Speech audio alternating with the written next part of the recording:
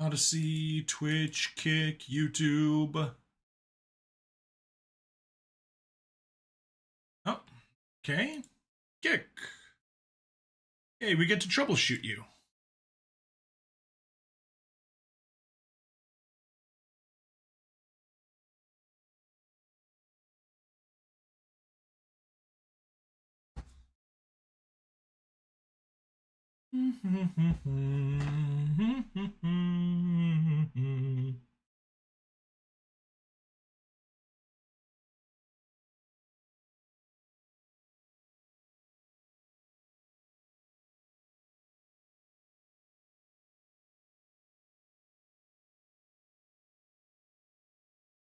Let's see. Kick.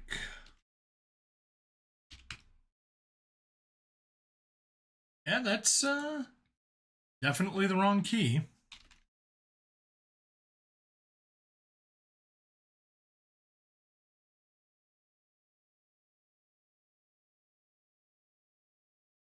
Nope. That's the right key. Let's try connecting now. Hey! There we go. Let's see if we actually are live. We are! Yay! Alright. I'll be taking a few moments to make sure that everything actually is up and running. And put up some announcements.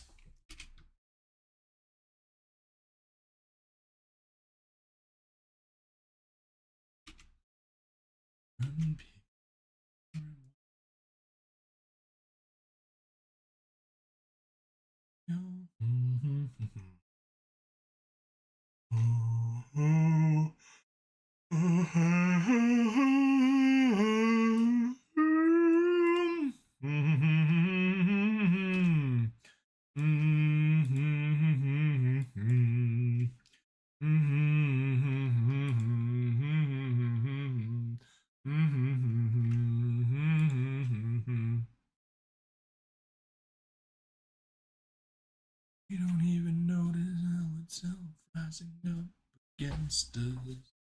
Millions of foreign people of the very wide, and I hope is stamp your daughter at the mall.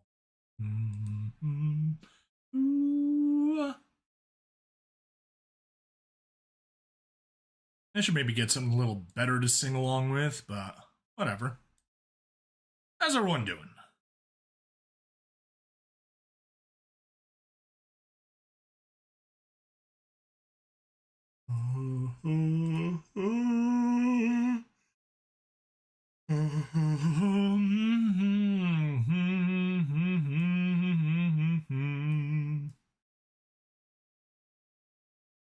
Alright, that's looking good.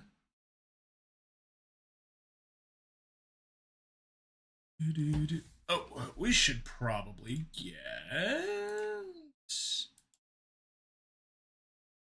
Rumble pulled up as well. Good. 1, 2, 3, 4, 5, and 6. And just for sanity's sake, yeah, Stream Elements sees we're live. Let's also do a chat test. 1, 2, 3, 4. As always, Rumble did not go through for some reason. Alright, let's find... Because we're not logged in. Well, that's something. Alright, let's sign in.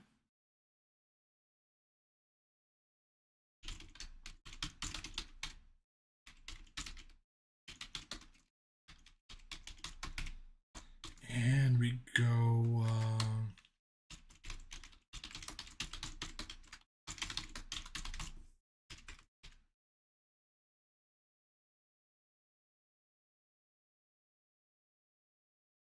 Success.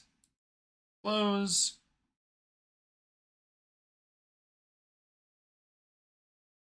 Stop. Activate.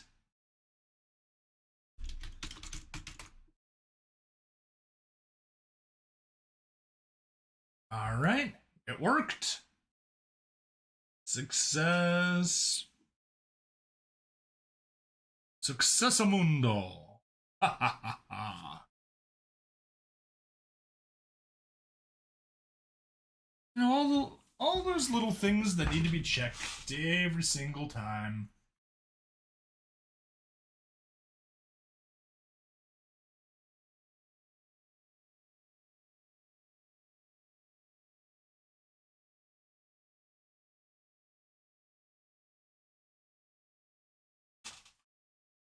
Alright, that's done. Let's open up.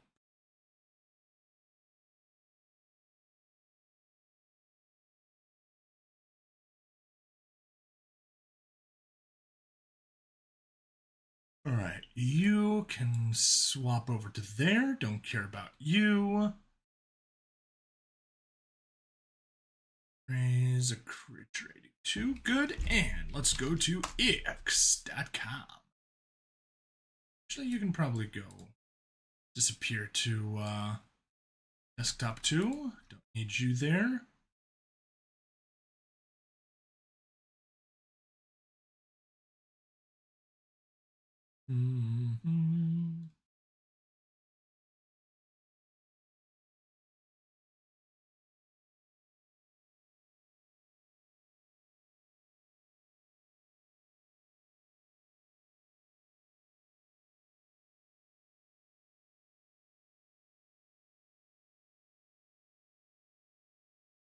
You know what?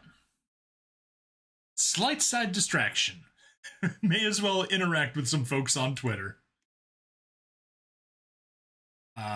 Sad Panda Studios asked which of their characters has the best smile. So let's go ahead and find probably something either from Peanut or from yeah. Pretty sure we're going straight to Peanut.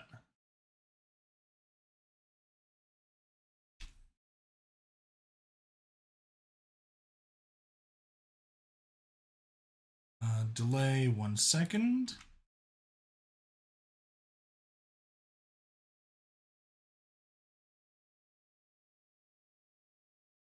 Copy, and let's see if we can just paste here. Apply. Definitely Peanut.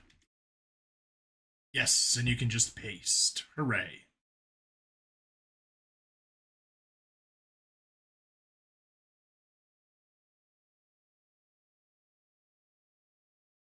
Boom. Okay. Back home we go. We can close snipping tool. We can close Crush. And we can close Steam. Good.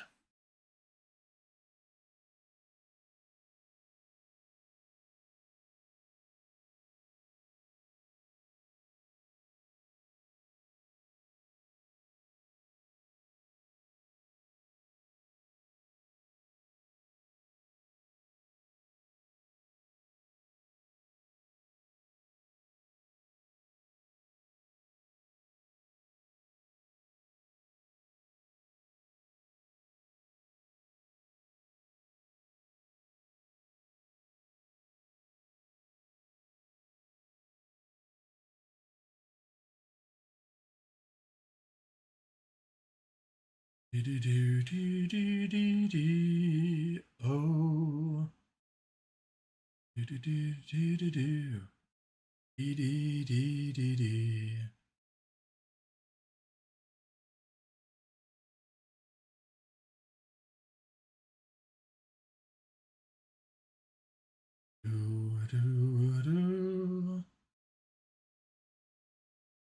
Okay. Hashtag streaming myself, editing a bunch of hashtag HFY videos. Come join me to help ease the boredom. Yay! Narration, audiobook, reading, video, production. And grab the rel.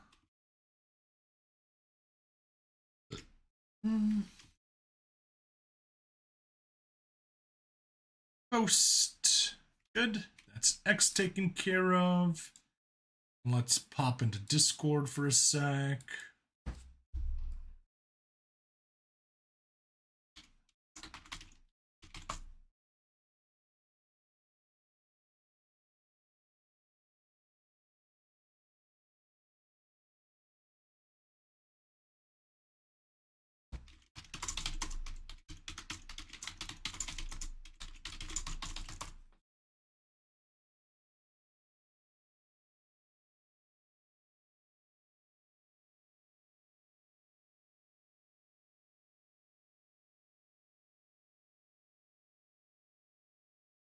Okay.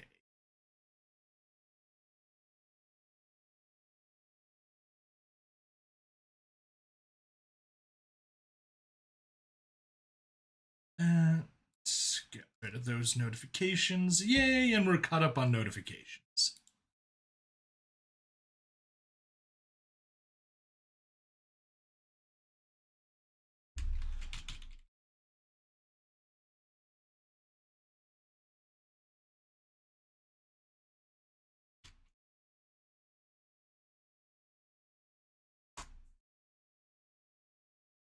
Stramming. Streaming. That's better. Oh. All right. And maybe in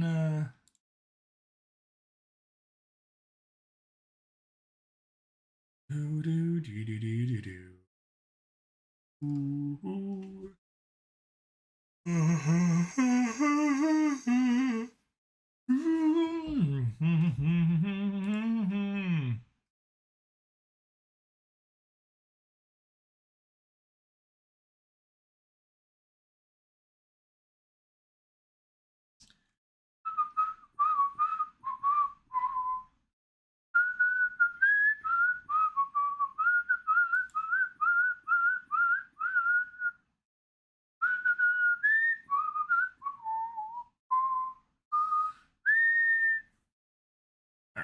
And Rumble Studio, let's go premium exclusive. Update stream. We still got to get about an 1.3 hours. So, hour and 18 minutes. Call it by 7:10. We can wrap up the Rumble side. Yeah. Okay. Can be closed out. Yeah, I am opening the door. It is gonna get too toasty in here.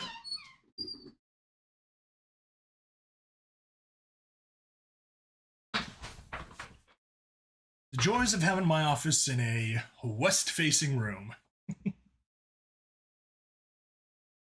All the evening sun just shines straight in here, even when we got when I've got the blinds up. Office just gets too toasty. All right. Let's go ahead and make sure that we've got everything we need. Yeah, we got you. We start there. Honestly, we probably don't even need anything on there. You, yeah, we'll definitely need you.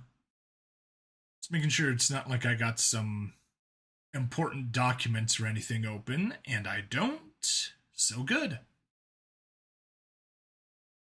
And Discord I'll close just so it doesn't pop up. Nothing there, and good. All right, we can finally remove the Hubble privacy screen. So yeah, I guess just to start off, my backlog, it is terrible. It is very, very, very bad.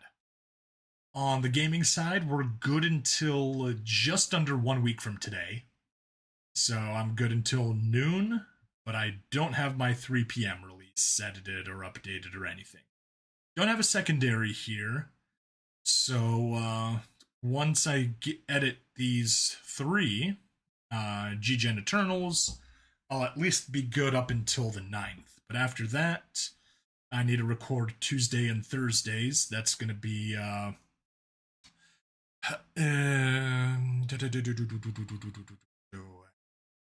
whatchamacallits. That's going to be a Rusu install, starting up Miku's route. So that's going to take a bit to get there. Probably a good 8-hour stream or something like that. Or no, more. Yeah, probably about 10 hours of stuff to get Tuesdays and Thursdays done for a while. Then more G-Gen Eternal. Then we need to get Turnip Boy robs a bank. I'll get some of these guys done. And of course, a lot more G-Gen Eternal. Yay! Yay! I was hoping, like I'd at least have everything up to the 13th done by today, but nope. Not a chance. Alright, well. Less bitching, more working. Let's roll. One more. Hubble. IU open, and we go for Memories of Creature 88, and we are doing Creature 88. You just delete. We don't want the CL. We've officially switched to not using compressor and limiter for Memories of Creature 88 and upcoming projects, aside from Troublemaker, since I already was using compressor and limiter when doing those. And we got to grab a bunch of pictures. Snipping tool. Yeah, we got 9 pages of it. Oh, go away. Don't need a bookmark. Don't need a bookmark. Thank you.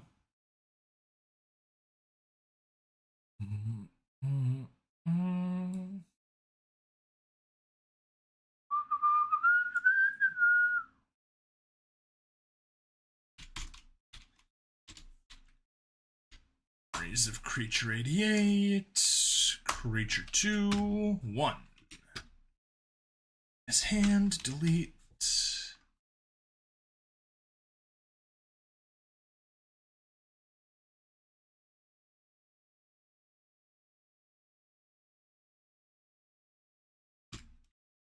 Two.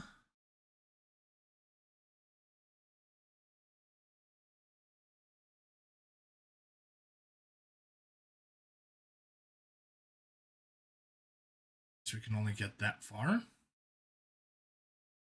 Save 3. Corner. Boom, delete.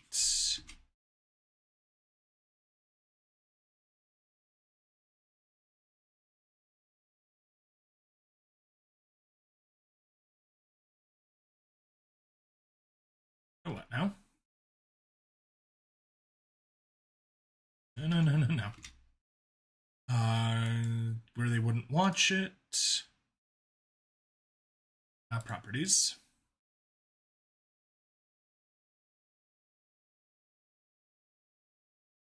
Edit. We looked around. Okay, good. Blocking, that'll be 4. For some reason I thought it was at 5, but whatever. Weird.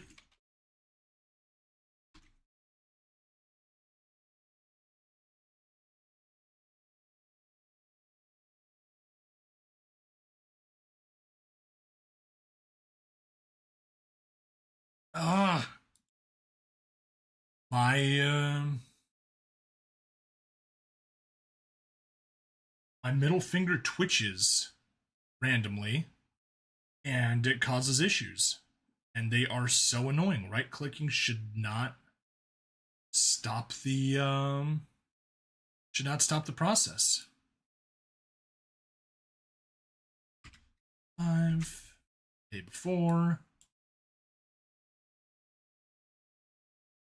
Right, down to 7 pages. Good.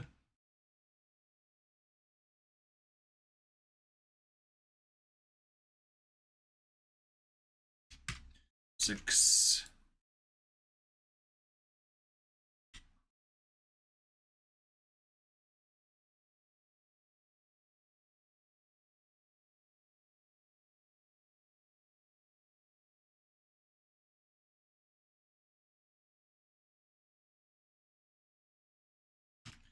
Seven.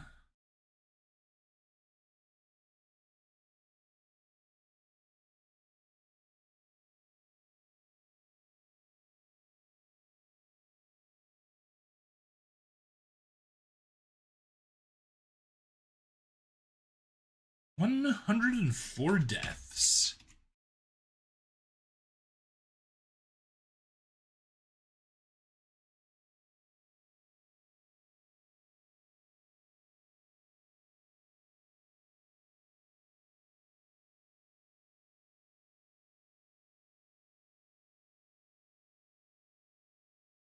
Mm-hmm.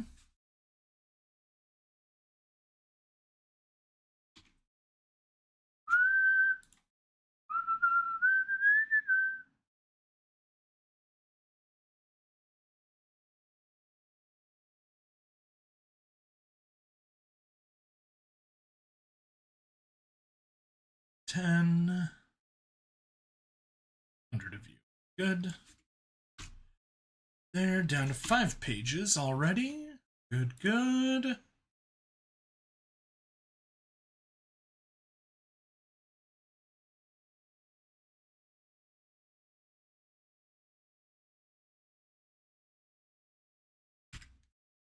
Save 11. And down to 4.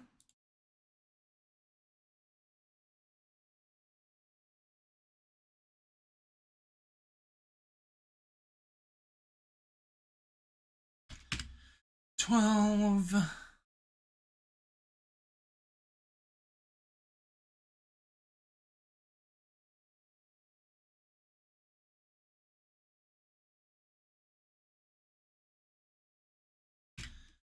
15.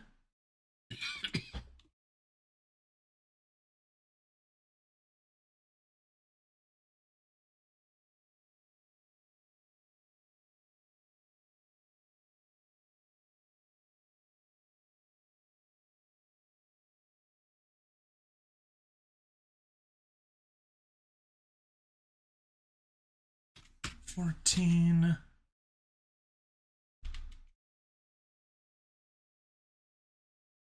Almost done.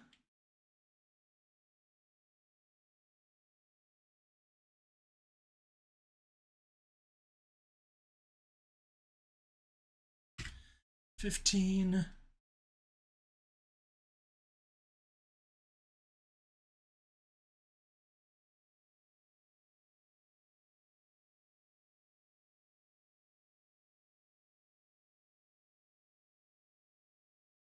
$16.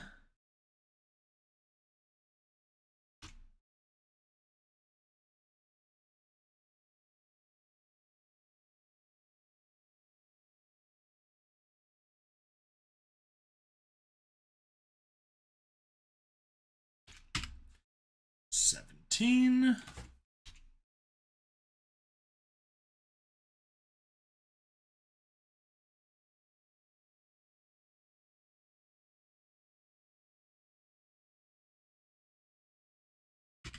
$18.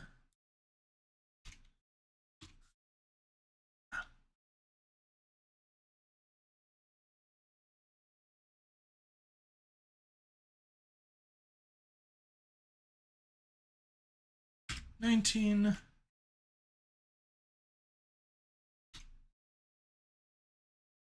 And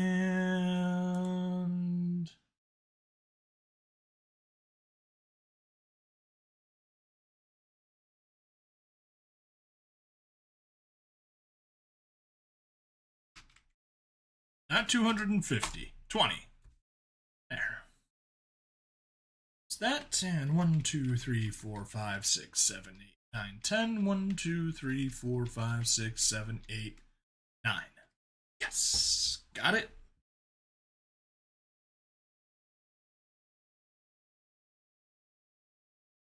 $20 to $21.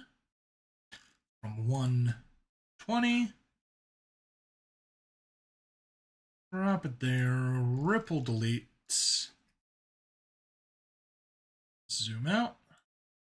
And there.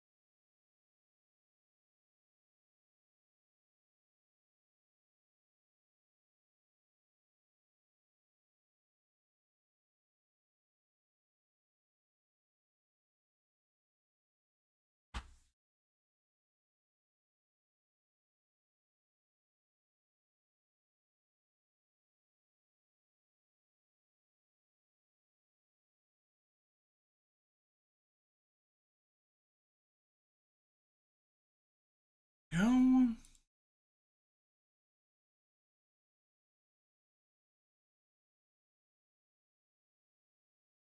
And there we go. Ha ha.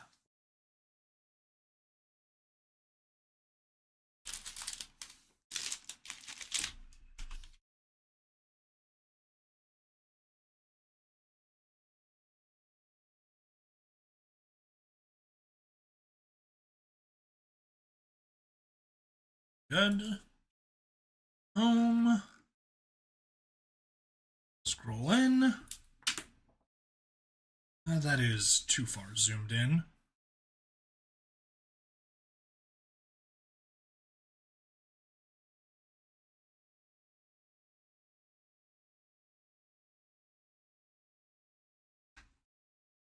All right, let's make sure it's not too loud. Let's make sure it's not too loud. Too loud. Make sure it's not too loud. Let's make sure it's not too loud.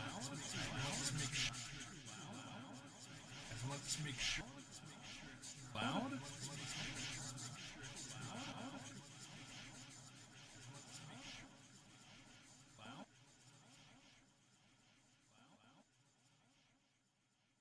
There we go. There we go. Go. Nope. There we go. Go. Go.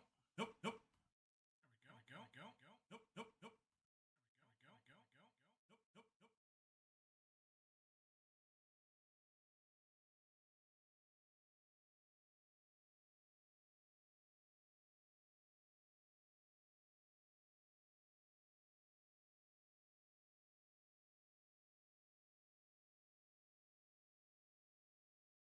Okie dokie. How about now? Testing, testing. 1, 2, 3. No echoes, no echoes. Hooray, hurrah. Ha ha. Okay, good. That back, get you back, and let's play. Vincent stared at the two black boxes in his hand. Two. Where had the second come from? They didn't have any records of his species, not even unlabeled reports from the scouts of the hierarchy. Yet there was a human hand clutching a memory box like the one in his skull. And that was another contraption they didn't understand. So many questions he didn't have answers to. There wasn't anything else on his mind. After calling in the Yervesh patrol, he let them clear out the room, feigning disinterest as always. He caught a lift back up to his apartment, citing a desire to sync his memories, which they respected, and he stood in his apartment now, slowly as he stared at the two black boxes in his hand. No?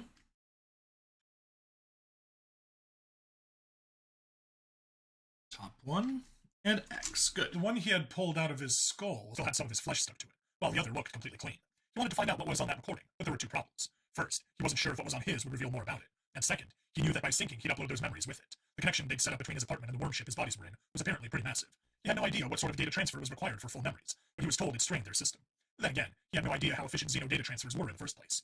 He knew they had to take the system down for maintenance every night. He'd never tried to use the system while it was down, and he wasn't sure how he would explain it. For now, he didn't need the hierarchy to know about it. Thinking it over, he slowly flipped the two boxes around in his palm before getting up. He walked from the kitchen to his bedroom. He very vigorously scanned and tested for cameras and other equipment in his apartment, using some gear he had misplaced after arrests to see if they were spying on him. As far as he could tell, they only watched the armory, which he could understand. After all, he was an unknown species that kept coming back from the dead. Who wouldn't want to make sure he didn't load up to kill, unless they'd already told him to do it?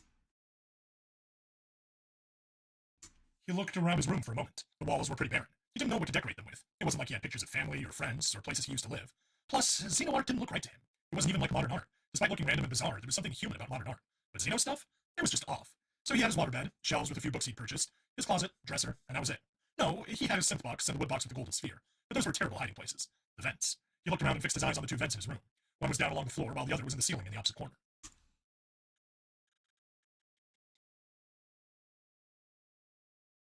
Walking back out into the main room of his apartment, he took a chair from the kitchen and brought it into his room.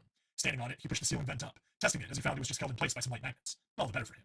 There was a small lip around the edge of the vent, but he reached up and deeper into the vent, feeling it out. As he stretched his arm, he felt a corner in the vent with another flat section. So, he carefully placed the black box onto that flat section and pulled his arm back out, letting the vent cover click back into place. Moving his chair back into the kitchen, he then thought out what he needed to do. There was no way he could stop them from viewing some of his memories, but he knew they didn't pay much attention to them if nothing strange had happened. They'd watched the one where he entered the Black Blood lab and died, but if he could avoid doing anything in between now and his next upload, they wouldn't watch it.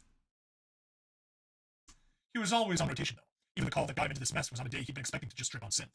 How the fuck could he get out of it? He began to chew on his lip, but realized they were likely waiting for him to upload. He walked to his bed, moving up around the head as he stuck the black box into a special slot they built into the frame. The waterbed part was his idea. He'd had to explain it to them, and they thought it was insane because there was no way he'd go the night without getting sick from all the motion. But he'd proved them wrong. Then he crawled onto the bed, feeling the water bob and sway under him. Grabbing the cable from the head of the bed, he moved it to the base of his skull, feeling the little pincers grab hold. Then he winced as the needle inside pierced his flesh. From there, he just curled up into a ball. No matter how often he'd done it, he always hated uploading new memories like this. It always felt like the bony hand of death was reaching up to drag him into the abyss, and his body felt cold. So cold. So he curled up, shivering and whimpering as he closed his eyes, and then finally, he woke up. The day before. Here he started to scroll ahead, knowing how to forge ahead through his own memories. Breakfast, calisthenics, gym time. Since he kept dying, he didn't really need to worry about losing muscle tone or getting out of shape, but it gave him something to do, to help focus him for the day ahead. There was the synth box. He started to trip. He played around with the gold sphere. For a moment he was content, if not happy. Then the call. The trip down to that shithole. Breaking in. The fight. Getting stabbed through the chest. He groaned and clutched at his heart outside of his relived memory. Then he dragged that fucker back out to the other room and died. As that happened, he gasped and sat up in bed, panting for breath, yanking the cable off his head. Nothing out of the ordinary about that day then. He was still cold, though. And wet. He looked down and cursed. It seemed he'd pissed himself as he died in the memory. He forgot to go to the bathroom before sinking. Rookie mistake. He sighed and shook his head as he got off the bed, pulling out the sheets, bundling them up as he quickly walked them all out to his bathroom. They didn't like making multiple water lines, so his laundry was right next to his bathroom, which in this case helped. So he peeled off his now soiled pants and underwear, tossing them into the washing machine with the sheets. Setting the machine on, he then quickly stepped to the bathroom to turn on the shower. He didn't wait as he climbed in, shuddering as the cold water rained down on him. He had to force them to pressurize his line. Most soft-skinned Xenos apparently didn't like their water to be pressurized since it hurt their flesh. He wasn't like most soft-skins, though. He liked it at levels some hard-shell species use, which surprised the Yervesh. To be honest, it hurt him just a little every time he used the shower. But after getting them to crank it up in the first place, he didn't want to deal with fine-tuning it. And a little pain was good. It helped focus him. The water began to heat up as he stood in the shower. Quickly washing up, he was done before it got hot. Usually after a death memory, he would relax and try to unwind his brain in a hot shower. But he had things he needed to do. Shutting off the water, he grabbed a towel, which thank God was the same for Xenos as it was for humans. He dried off and then pulled on a fresh set of clothes as he tried to plan out what to do next. How could he keep this day as boring and uninteresting as possible? He thought it over and then walked out into his main living room, activating the screen along his handler. Hello. Special Operations Handler Cavazor? How many times must I tell you to call me? The Yervesh paused. And did you call me by my title? I did. What do you want, Creature 88? Cav was smart. He'd been a commando for years and in intelligence for a little before they discovered Vincent. He was aware that Cav hated the assignment, but he'd been on the team that found the wayward human in the worm lab, and they wanted someone smart to watch the unknown species. Vincent had to carefully. I'd like to ask what I need to do to see a counselor. Cav snorted and laughed before pausing. You're serious? What do you need to see a counselor over? Having some terminal illness? Are you stressed out by your job? He snorted again. I am stressed out by my job. Do you know how many times I've died? 104. Died? 104. Vincent paused at that. Christ, really? 104? He was taken aback for a moment as he thought it over. Maybe he needed this more than he thought. I didn't know it was in the triple digits already. You've been here almost 1 full year. You die approximately once every 3 days. He didn't sound too concerned with that statistic. Well, this is what I'm talking about. I just pissed myself on my bed as I lived through dying again. Did you know that? The Urvesh made a face that Vincent had come to understand was disgust. You pissed yourself. When I sync up, it isn't like you. I don't just see and hear things. I relive them. I got stabbed in the fucking chest yesterday. I have another creature's arm through my chest. Do you think that feels good? Can you imagine the pain? I don't need to imagine it. I live it. Twice. And then I died. How many times have I committed suicide? On purpose or accident? On purpose. His handler looked off screen for a moment. 4 times. Each seemed to be you testing the limits of your reincarnation early on. You haven't in the last 87 deaths. How long do you think it would take before you, or another Urvesh, or any other species in the hierarchy were constantly killing themselves trying to stay dead? Instead, I die serving your cause and protecting this city once every 3 days. He held up his fingers. 3! And every time I die twice. Once when it first happens, and then again when I have to sync up. Aren't you the least bit curious why I'm not fucking insane? He fumed for a moment, and then sighed, closing his eyes and pinching the bridge of his nose.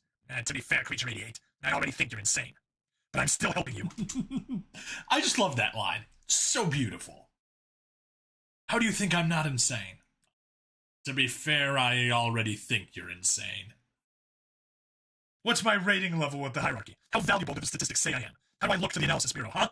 Cav paused. I keep getting reports about how much worth you bring to the hierarchy. Besides dying for our patrols, you've got a knack for solving crimes I've never seen before. It's like you can think like the criminals you track. It is unnerving to me, but the analysis bureau wishes there were 100 of you. There are, apparently. At least 105. Not what I meant. You call me Creature 88. You have no records on my species, and yet here I am, alone. I have no friends or things to do besides work and die. It's exhausting, Special Operations Cavazor. Please, just let me see a counselor. I need to talk to someone. Anyone. You said it yourself that I've saved some of your patrols. How many Urvesh patrolmen are alive because I died for them? Isn't that worth something? The Urvesh thought it over for a moment. You're a classified species for a reason. Much of your anatomy and physiology is perplexing, not to mention the combat drug you create. Besides your work, of course. Aren't there counselors for classified commando work? There's gotta be someone. Please. Vincent looked up at the Urvesh. Cav thought it over for a good 30 seconds, before sighing out and finally speaking again. All right. I will find you a counselor with clearance and strike this day from the memory banks. What? What do you mean? You guys can do that? Your memories require massive amounts of data to store, but it's still data. I'll let my superiors know you're seeing a counselor today and block it off. But why? I thought you guys watch everything. He knew they didn't, but it helped to feign stupid at times. We don't watch boring days, just ones with incidents. But policy and regulations state visits to counselors must be entirely private.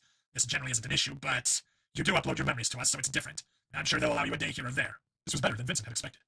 Thank you, Special Operations Handler Cavazor. I really appreciate this. I will permit you to call me Cavazor, or simply Handler if you are in an unsecure location. Cav, do not push it, Creature. Gate. we love our nicknames.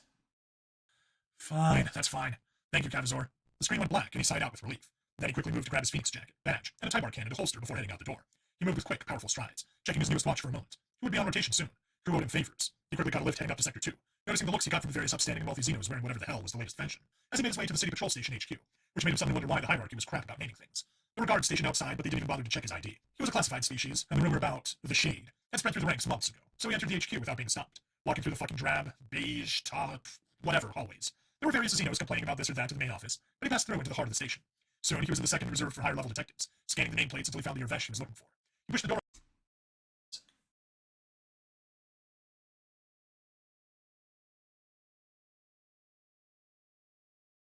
and saw the Urvesh inside look up with some surprise.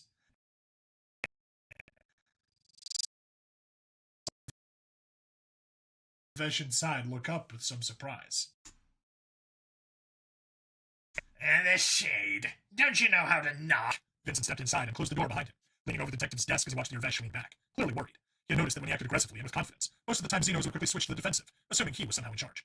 Detective Harnicard, I know about your secret. He saw that bony, kabuki-like face display pure surprise. What? But how have you not been busted for it? Because my observers don't know. They see my memories, but just sights and sounds, not thoughts. I made the connection a month ago after that failed illegal brothel raid. The detective gulped. So, you're here to expose me? No. But your memories. Don't worry about that. At some point, I will call you. I'll mention a CI with the code name Scarlet. When I do that, you must get involved in my case. Be a part of whatever assault team I'm on. When I die, you will steal my black box. What? Why? Here, let me call my handler and tell him about your filthy habit. Learvesh leaned forward, waving his hands. No, wait. I don't care why. I'll do it. Good. What's the name of the CI? Scarlet. Good man. He slapped Learvesh's shoulder, grinning as the detective had to move with the blow. Then he turned, walking out and finding himself a lift. As he pushed the button for the basement, he was quickly down in the basement of the HQ, moving through the morgue. The Xenos generally did not like dead bodies. Even fewer were all right with working in the same room as one. And a very, very select few were okay with operating on them constantly. As he pushed open the door, he found one of those he was looking for. Kira was something straight out of a sci-fi horror film in his mind. He couldn't tell if he thought of her as more of a space spider or space octopus. But whatever way, she had way too many tentacle limb things, hung from the ceiling, and had a much too smooth face, with no nose, and mandibles before a mouth filled to the brim with teeth. To top it all off, she was mostly dark purple, aside from that mockery of a white coat she wore to be professional. She turned as she heard the door open, and smiled wide, skittering across the ceiling to approach him, a wide smile spreading across her lips. Creature idiot. What an unexpected surprise. She dropped her torso, curling her head at what should be an impossible angle to look at face to face. Whatever brings you to my domain? As she spoke, she circled around him. I don't have any bodies for you to examine, as your usual remains were shipped away somewhere I'm not allowed to know about.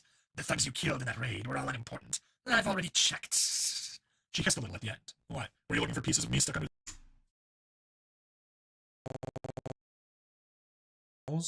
hoping to find a hidden morsel?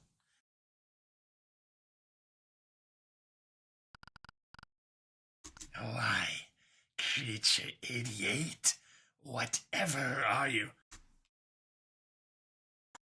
Cut the crap, Kira. I know how bad you want to taste me. You've tasted everything but the forbidden, classified, and undocumented Creature 88. Her lips and mandibles quivered for a moment. I assure you, I have no idea. I said cut the crap. They aren't going to check my memories today. You can admit to it. Vincent growled back. Yes, I want to feast upon your flesh. I've tasted everything that's passed through this morgue. I've had everything you can possibly name or think of, but not you. Oh, but your smell. The few times when I'm allowed to examine your body, even with everything watching me and preventing me from stealing just a bite. She hissed out, snapping her teeth next to his ear, but he didn't flinch. I must taste you. She was so consumed by her desire, she hadn't even asked what he wanted. I'll give you a taste, he offered. What? Her four eyes dilated.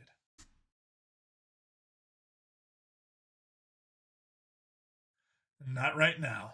Soon. I'll call you before I'm about to die in a way where they'll likely let you work on me. When I call you, if I mention my kidney and some fava beans, you are to replace my black box with one I will have given you previously. Then, I'll sneak you a small part of me. We both know how close an eye the hierarchy keeps on my remains. But if I give you some and then die very messily, they likely won't notice a little missing. She hissed out and licked her lips. What about a little taste right now? She leaned forward, clawed hands moving towards him, when he just slapped her across the face with all his strength, which knocked her head to the side, startling her enough that she dropped from the ceiling in a heap on the floor. She hissed and turned, skittering back upright before retreating from him. There's your taste, he answered with a sneer. She had some blood dripping from the corner of her mouth, and she licked up the green liquid before smiling. Even with the little follicles you left on my flesh were delicious. It's a deal. He shook his head, then turned to leave. I don't know what you are, creature idiot, but I will soon know how you taste. He just shook his head and walked back to the lift. As he You are, creature idiot, but I will soon know how you taste.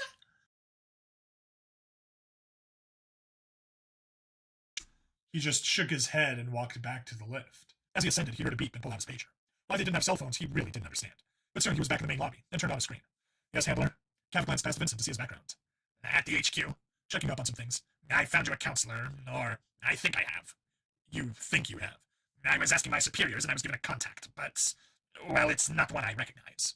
Maybe it's one you weren't cleared to know about? You could see Cav frown at the idea, but obviously it was possible despite his status. It would appear so. Either way, here's the address. You're expected. Vincent frowned as he looked at it. Sector 1? What kind of counselor has an office in Sector 1? That's what I mean. I might not like you, Creature 88, but I strongly urge you caution. You're starting to delve into the realm of politics that my superiors live and breathe. The sorts of people who live up there can be powerful enemies indeed if you slight them. Are you warning me for my sake, or the sake of the project? Both. That was the most concern he'd ever heard from his Revesh handler. I'll be careful, handler. Creature 88 out. He turned off the screen and walked outside. A counselor? In Sector 1? First that black human hand, and a second memory box. Now this? What the fuck had he gotten himself into? And we got it. Hey, Occupant 42. Thank you. How goes? Oh, let's go ahead and narration, not one shots, memories of creature 88, creature 2, and render. Pop that on the render queue and let things work. Oh. 6:25. Hey, only 3 minutes to reply to a chat. Could be worse.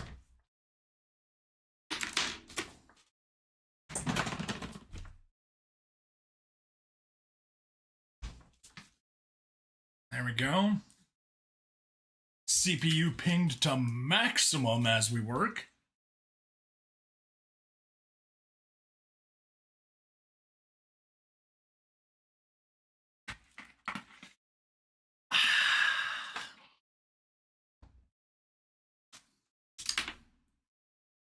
Yeah, it's the 31st of May, and we got to get that. Got to get those exclusive premium hours taken care of before we run out of time in the day.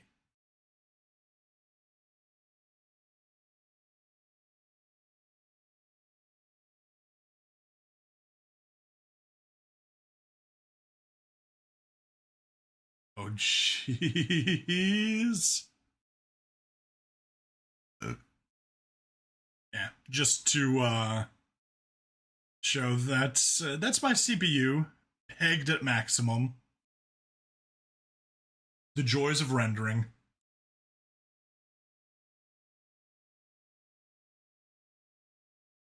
We obviously aren't going to let that thing render fully. Just going to let that go while we work on Troublemakers 20. Yes, we finished Creature 2, so we can close that and move on to the next one. Yeah, anyway, Occupant. I assume from the A+ that you enjoyed what little bit of it you saw. Alright, and let's go snipping tool. Yep.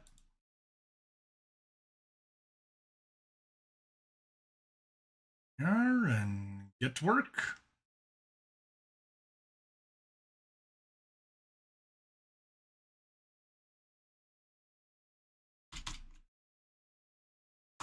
Troublemakers 20.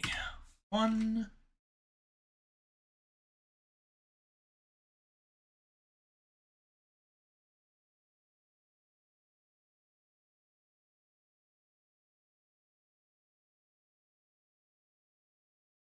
Two.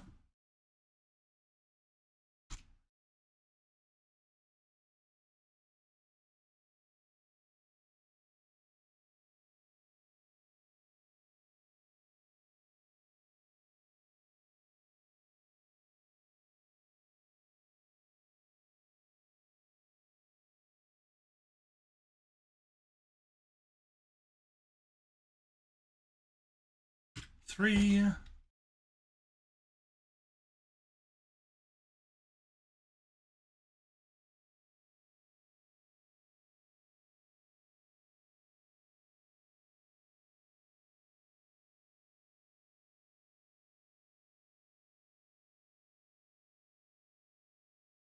Four.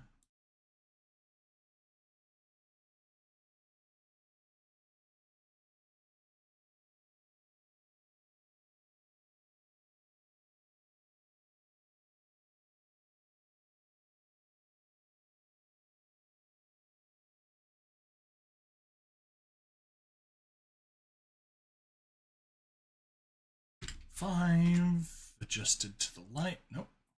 One line lower there.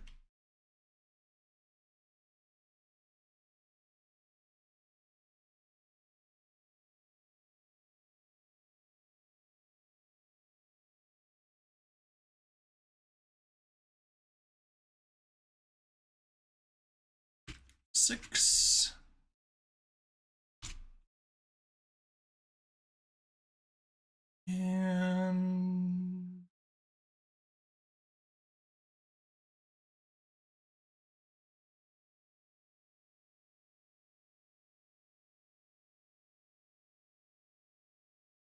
7.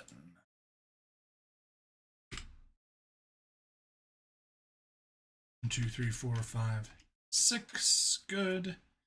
Keep that open. We may as well grab Gimp.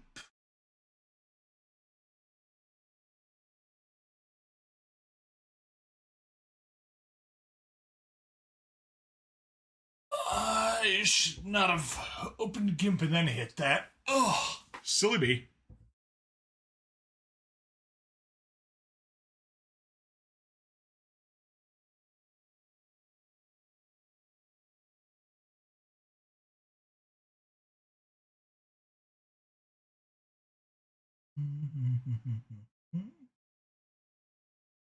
Which one is that? Does that work, Colin? It might be. Oh. I'm on vacation, but completely forgot to check when I'm on call. And guess what? I'm on call on the weekend after vacation. Ah, silly, silly me. So let's just see what, is it just a missed call? Oops. No.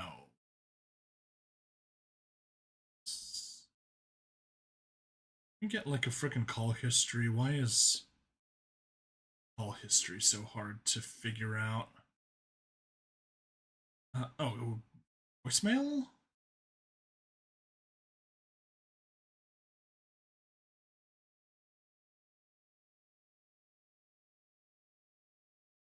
No.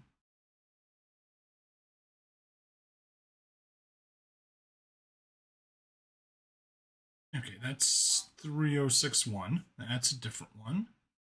That I'm pretty sure is no.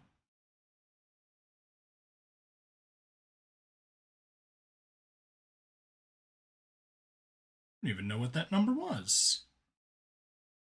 Alright, let me hit up the privacy screen for just a second.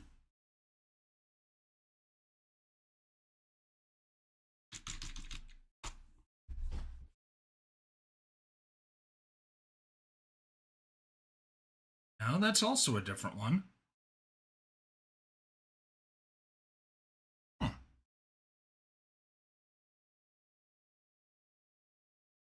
I don't even know who or what that could have been. Whatever. Bubble screen, take it off. Back to GIMP. We don't need 2 instances of you.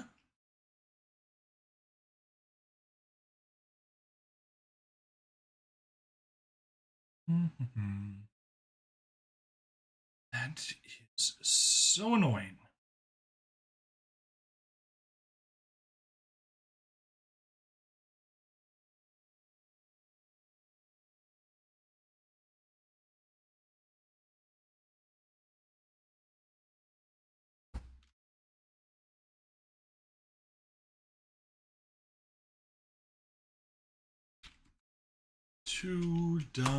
.jpeg. Yeah, we don't need the we don't need to save it for every single version, so we can just let that go. Actually, I'm gonna make you a bit smaller.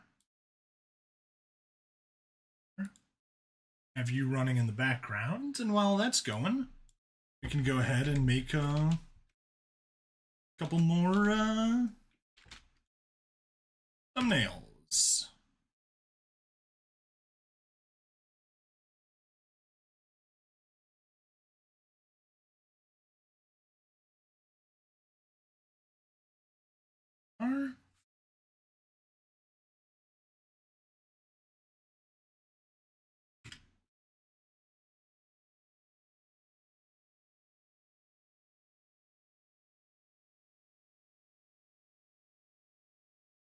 Support 5.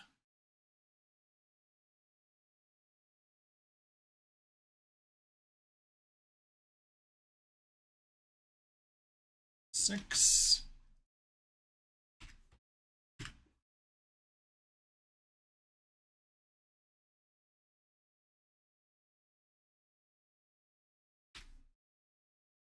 7. Export 8. Export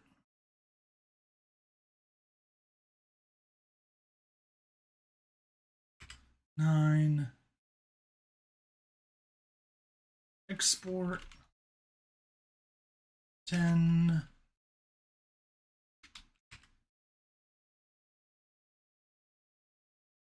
All right, that's enough of that for a second.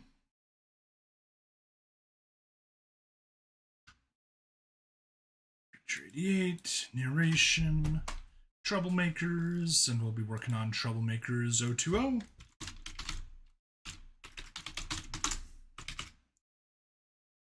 Here's 020, start, open, bubble small, video audio track,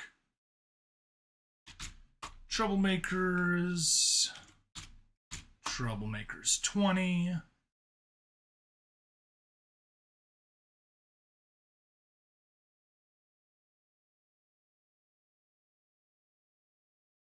Deathworlder pain resistance is going to go over to one shot.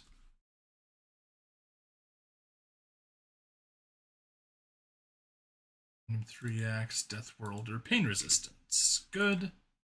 Explorer. Skip it then. In that case, you just get deleted. Yes.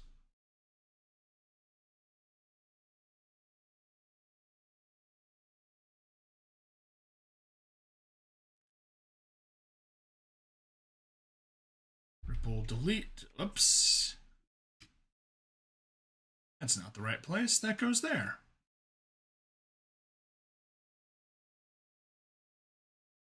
Delete. Open. 7 to 1.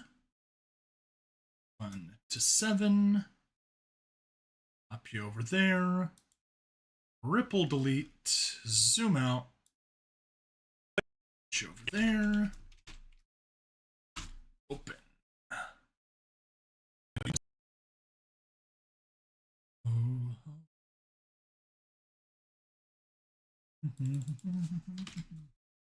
90%. 90%. 90%. 90%. Wish there was a way that we could get a default 99% or a default 1728 width.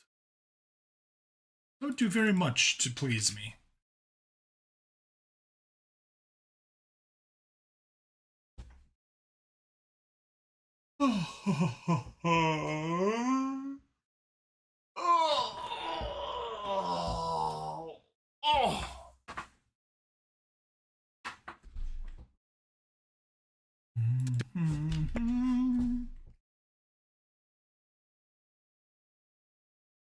Alright, whatever. Seems to be working. Let's go there. I guess we can, no. Let's get back to GIMP. We'll keep you open on one side. And narration, troublemakers, thumbnails.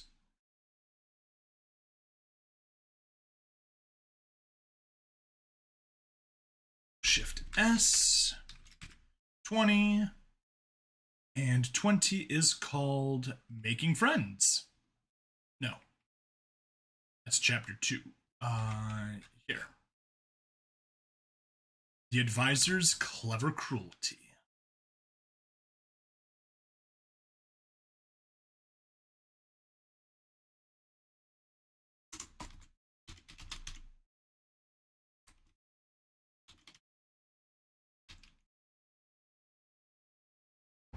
There. Save, switch you over to 20. Troublemakers 20. Perfect. Export. And let's just watch the magic happen. Pause this job. Oh yeah. Look at that sudden drop in CPU. Actually, since we're pegging the CPU so high, let me increase the fan speed a little bit on my AIO. Ooh, that is toasty. That is very, very toasty. Yeah. Definitely do not want to let that run long term with low fan speed. Alright, but good. We got that paused. Now we can proceed. Drake watched as Jimbo swam up to his floating log. The fighting fish rested his long, fabric-like fins as he took a gulp of air from the surface. Renton had called the fish a beta, and kept him in a 10-gallon tank stuffed with plants. Small, bright red shrimp cleaned the bottom of the tank, like it was a religious obligation. Drake found the entire thing, relaxing, just watching as the small aquatic animals did their thing without a worry in the world. A smile came to Drake's lips as he watched Jimbo flare his gills at a shrimp that had swam into his log, the shrimp swimming backwards frantically in fright. However, Drake's moment of peace couldn't last forever. The hydraulic door hissed open, making Drake look away from Jimbo's tank as Renton leaned into the room wide-eyed. "You have got to see this!" The seriousness in the Geckocean's voice spooked Drake. Without a word, Drake stood and gestured for Renton to lead, making their way back up to the cockpit. Renton began to explain.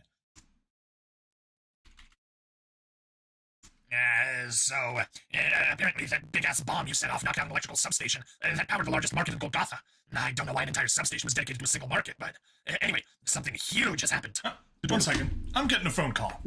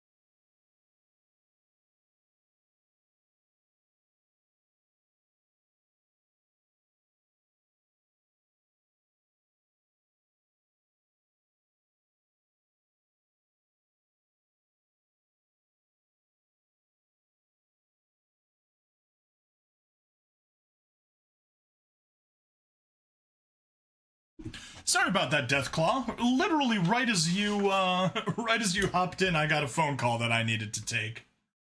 Oh. Yeah. Right now, I am editing Troublemakers 21 or 20. Common area whooshed open as they walked towards it. Drake froze in the doorway. The holotable was set to the largest view screen it had, and everyone was looking at it in utter shock and awe. Humans, honest to God humans, were taking over the street. Hundreds, no, thousands were fighting tooth and nail against Geckocean soldiers. Many had even acquired heavy Gauss weaponry, then were using it to astonishing effect. Barricades were reduced to holy metal, and leaking sandbags of suit-sized metallic slugs ripped through them. Geckocean soldiers laid down by the hundreds, but more kept showing up. However, one thing caught Drake's eye, something he'd never expected. Every single human had a thick black line stretching from their left eyebrow across their nose, and to the right side of their jaw. Drake reached up to his own face, feeling the raised line of scar tissue that ran across his face. He'd gotten it during his fight with Garavon in the arena when he'd been promised freedom if he won. The scar he'd earned in a desperate bid to earn his and his village's freedom had become a symbol. How? Cool. He couldn't tell. But staring at that screen, he felt something rising in his chest. Something he hadn't felt since he'd stabbed Garavon in the heart. He felt hope. Hope that his people would finally be freed from their chains after so long. A soft scream began to rise in his ears as he clapped his hands together, startling everyone into looking at him. "Listen up. We're not going to get a chance like this again. I don't know how long they can hold out. We need to get the mule loaded with as much guns and ammunition as she can carry and get over there. Somehow. They know who I am and that we started this fight. And I'll go to hell before I stand around and do nothing. Everyone understand? All right. Let's fucking go!" The room buzzed with energy as everyone from Kaz's littlest boy to Harl and Renton got to work. Drake didn't hesitate as he picked up a crate of rifles still warm from the synthesizer and booked it towards the garage where they'd stored the hover transport. The hover transport rocketed through the now empty streets of Golgotha. Drake did his best to stay on his feet as they swung around a corner. Hover drives humming loudly in protest. Drake glanced at the others as they double and triple checked their weapons. They should be arriving any second now if Renton was correct. There's a barricade up ahead. What do I do? Renton panically asked through the open cab door. "Just ram it. Go! You got it!" The hovercraft juddered and shook as it hit something heavy. Then everything went wrong. Drake felt weightless all of a sudden, as the hover drives just shut down with no input. Drake was thrown to the floor with the others as the hover transport came to an abrupt stop and flipped. Thankfully, they were secured well, because none of the weapons crates fell on them. But Drake could feel where he'd slammed his head into one on the way down. The doors flew open, and before any of them could get to a weapon, they were mercilessly dragged from the back of the transport. Somebody bound his hands while he was blinded by the sunlight, before they kicked him in the back of the knee to make him kneel. Kaz was shut down on his left, Cassius to his right, Destrier and Renan next to them. A haughty voice giggled derisively at them. Oh my, you parasites really are stupid enough to fall for it. Drake blinked up at the voice as Is finally adjusted to the light. a Geknoshin and regal golden robes stood over them, the pearly white power armor of the king's personal guard flanking him on either side. Drake felt his heart drop as the realization hit him like a ton of bricks. It wasn't a real uprising, he said in disbelief. Bingo. Bingo. The Emperor. Oh, whoops. See, that is why we quality check. Bingo. Like, that's not right. Bingo. Said in disbelief. Bingo. The Emperor's advisor teased, Reaching sleeves and producing a human-made revolver before continuing. You see, originally we were going to use a video editing software, but then I had this wonderful idea. Want to know what it was? Drake was speechless, his mind going over every possibility, but there was only one he could think of. No.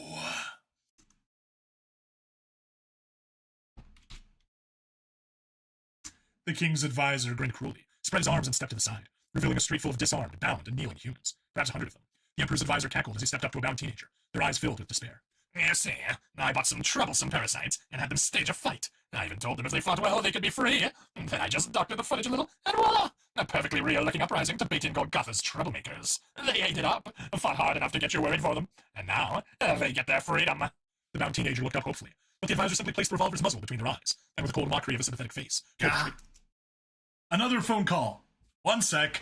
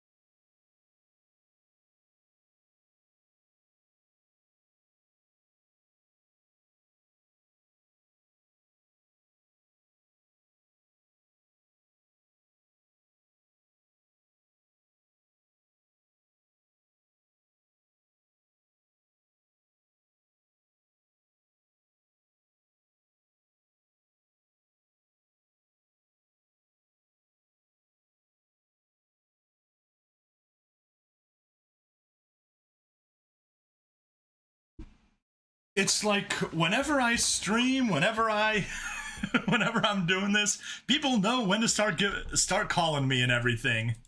All right. The advisor laughed coldly as the teen's life memories. I'll have fun editing. Hope you get less phone calls. Gonna go make pizza egg rolls for the family. Thank you. I will try to have a great weekend. Were painted onto the pavement. Looking at Drake, the advisor chuckled. This is the only freedom your kind will get. All Drake could hear was the screaming in his ears, rising to a fever pitch as the boy's lifeless body fell to the ground. There we are. Toss that onto the render pile. Troublemakers 20. Save. You can resume. And we can close you. And we can get to work on Death Worlder Pain Resistance. Let that render in the background. We get to work. And only 3 pages. Nice and quick.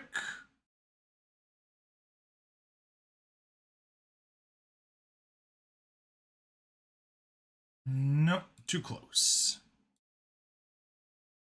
Go, that's better.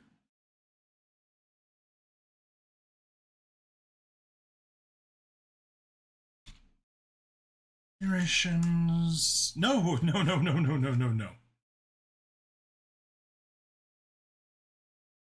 Delete. One shots. Random 3x. Death Worlder Pain Resistance 1. Rebuff his insulting attitude. Delete.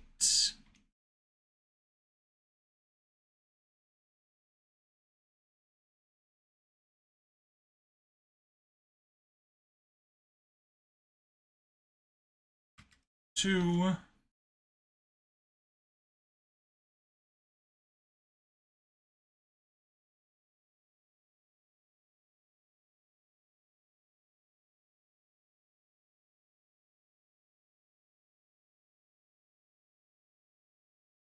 Three.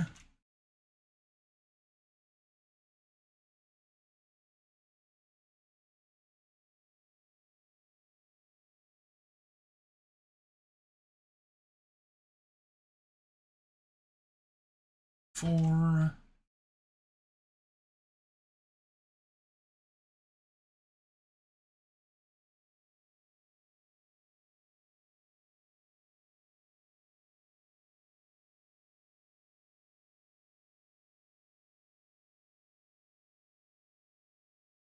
Five.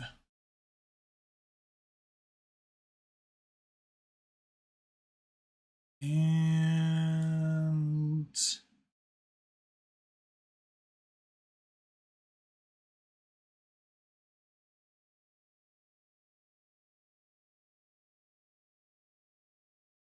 6.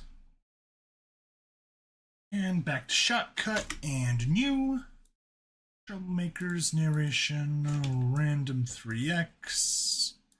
Select folder Death Worlder Pain Resistance. Start, open, Hubble small, boom. You open one shot random 3x Death World Pain Resistance. Death World Pain Resistance audio. Delete. Worlder Pain Resistance text. Cap 1 to 6. Delete. Zoom. Zoom. Okay, and 90.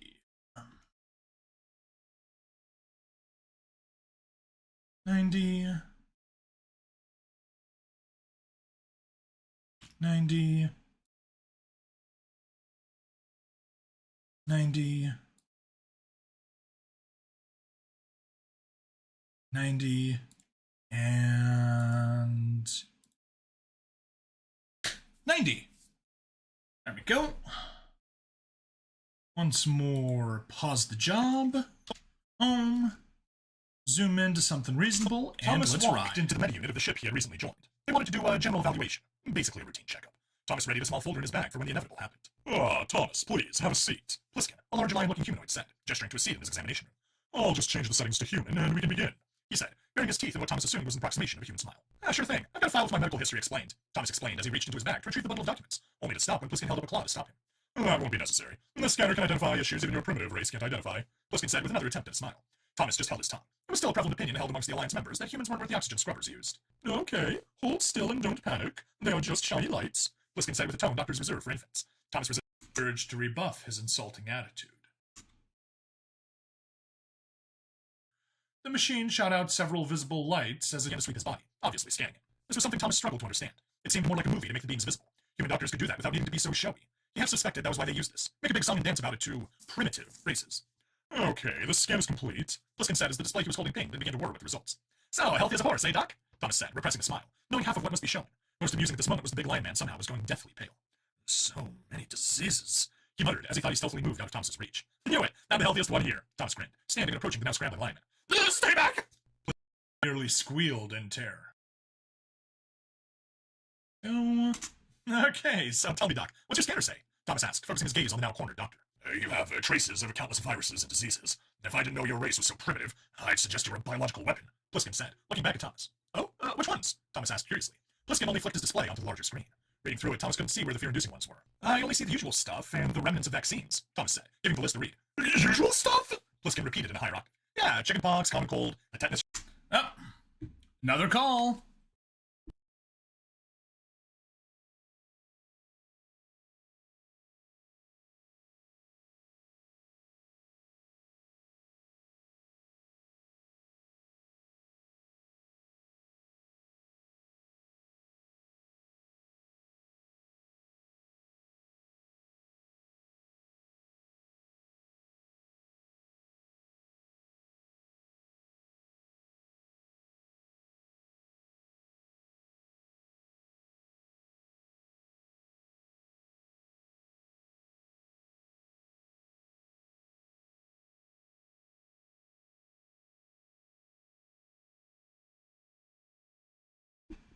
All right, and we're back.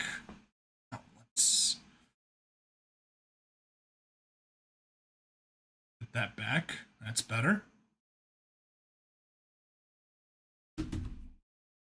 Actually, let's get the privacy screen on for just a second. Oh, Twitch. Oh. I wanted to see how long until the ad break comes up on Twitch. And what do you know? Speak of the devil, right as I think about it, it comes on. So, a Hubble privacy screen. Let's close that. Here, and the usual childhood vaccines, Thomas explained, pointing to each corresponding disease.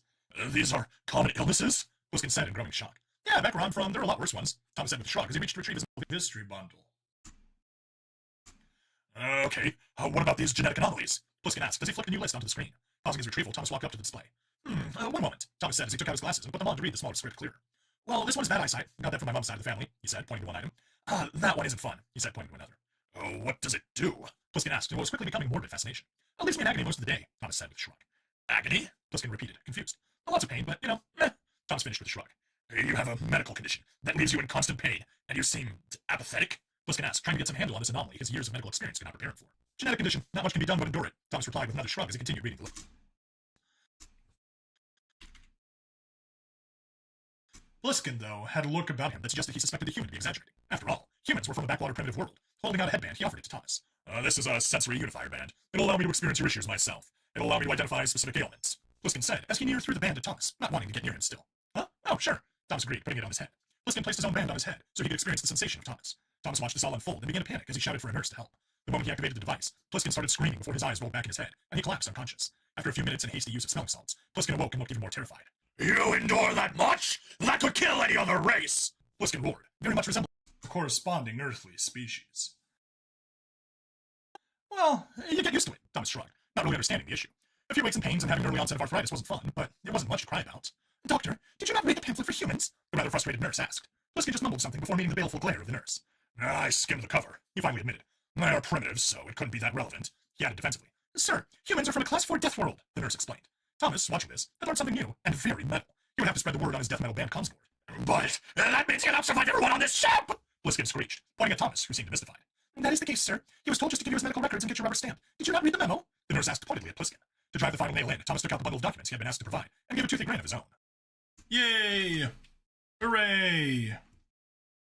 Toss that onto the render pile. One shots, random 3x, death roll or pain resistance. Go. Unpause you, resume that job. We can close you. 1, 2, 3, 4, 5. Close. Good. Stay as is. That is going to be a tiny bit annoying. Hey, Joe the Brick, what do you mean you're an hour late? I mean you're an hour late. That's what I mean. Narrations, one shots, random 3x. 3 great motivators of humankind. Open you up. And let's go ahead and make you bigger and save.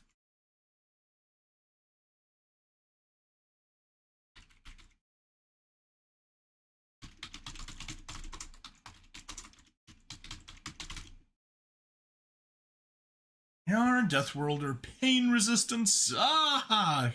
Anyway, hi, hello, hello. How you doing, Joe? Hope you've had a good day.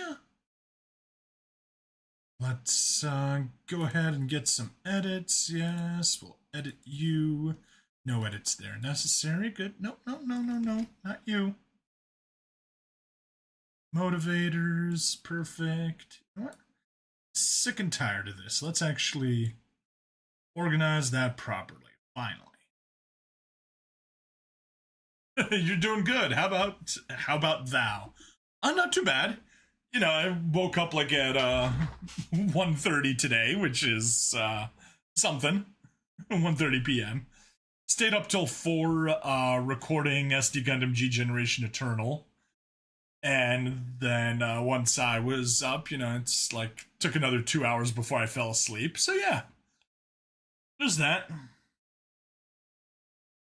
Did a little bit of stuff around the house, ran some errands, got some shopping done. And yeah. And then once I actually started doing this, I keep getting phone calls like crazy. But yeah. How about let's just do pain resistance and see if there's some good images for pain resistance. Yeah, I could it's actually not a bad choice for pain resistance. You have potential.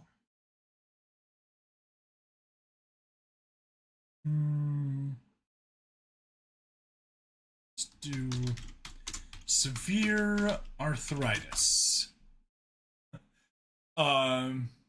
You're paying people to call me. Gah! To think that my own family would betray me like that.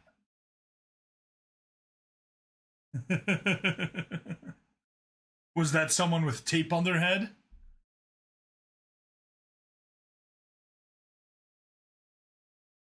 Back here?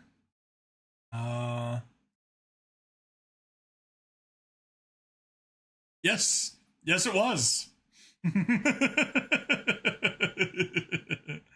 It's a neck retraction exercise.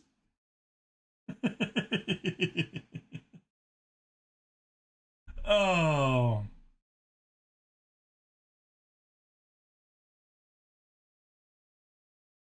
Yeah. Apparently you put a resistance band and you just pull with your head. And then you let go with your hand and that whole thing smacks you right in the head and knocks you out. Oh shoot, who was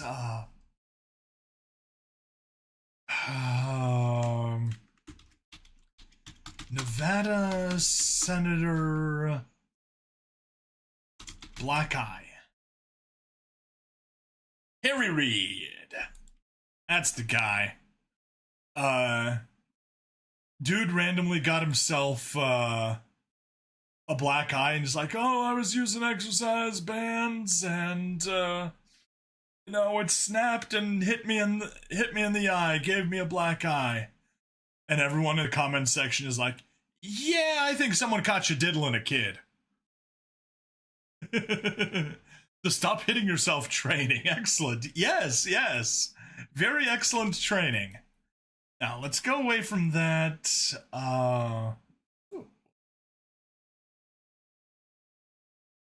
Yep.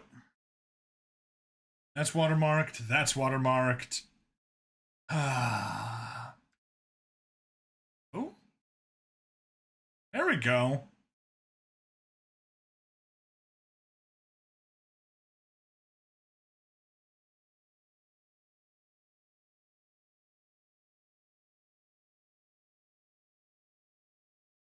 Yeah, why not? I mean, it's not flashy like this dude is, but it's still something. No, not you. Copy image, paste. This is what bugs me so much. God, don't you hate it when your knees glow red? I know. It's so annoying. Honestly? You know what? That doesn't look all that bad. Edit. That is the other thing about GIMP. Why is it that when I remove a filter, it needs to move itself out of position? Why? Why would anyone think that was appropriate? This one is Deathworlder Pain Resistance. Deathworlder. Slide you over. Take you. Smaller, better. Pain Resistance. Slide you up by random 3x. Yes. And Deathworlders. Filter. Drop shadow.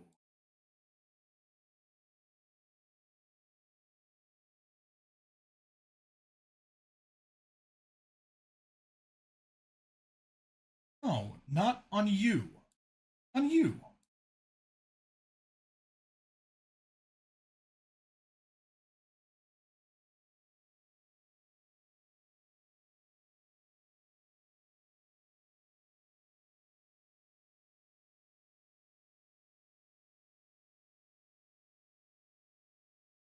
Up a bit. Not overlapping. Zoom out. Deathworlder Pain Resistance. Because frick you, that's why. That's what it seems like to me. Deathworlder Pain Resistance. Deathworlder Pain Resistance. Perfect. We're in the right spot. That better have exported. Export. Good. Exported as a JPEG. That's what we need. What are you doing? Oh, cool. Almost caught up. That gives us the thumbnails for all of those. I guess we move on to capturing screenshots from here. GIMP, stay up, you stay up, you stay up. Actually, you can close for now, just so you're out of the way, and we can use you later if needed. That's good, that's good, that's good, okay. Yeah, we got 11 pages worth of stuff on this chapter to capture. True, page 11 is half a paragraph. So, may as well call it 10 pages of stuff to capture.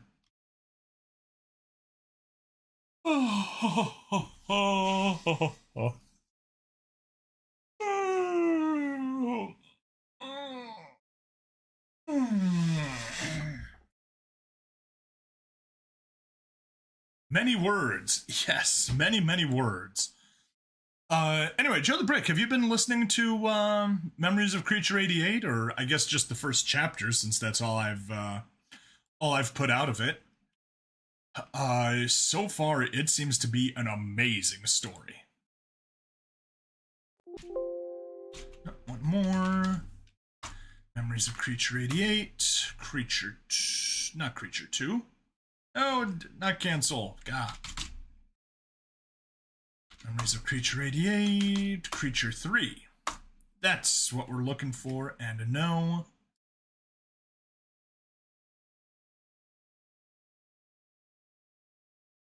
Delete. That should just be called 1.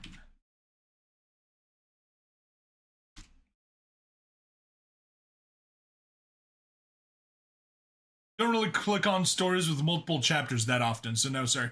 No worries. No worries at all.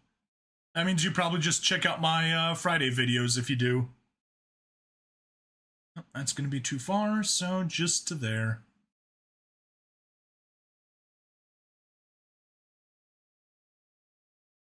One, 2.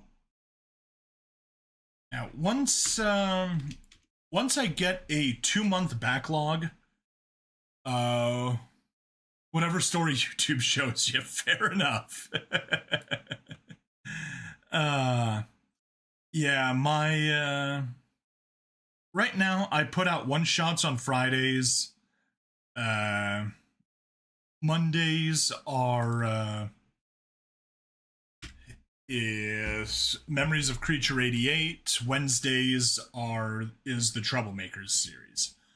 What I plan on doing is once I reach that magical 1-month backlog, which seems constantly inevitable since I'm literally at 0 backlog at the moment. Yeah, once we get that, the plan is to since Troublemakers is so long, but each individual chapter is so short, to split it up and have split that from being 1 chapter a week on Wednesdays to being 2 chapters a week on Tuesdays and Thursdays. And then once I see that I can keep that up, the plan is to add another one-shot on Wednesdays and actually convert my Fridays basically just to the Farm Witch channel, because Farm Witch's stories are amazingly fun. Designed to be unique. Once you stepped aboard. Edit. Once you stepped aboard. Okay. That one we've already saved. Designed to be unique. WF.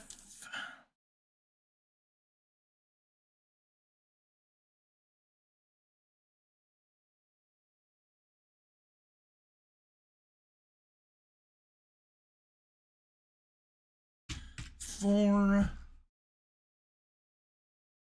I seen't. Honestly didn't know. Delete.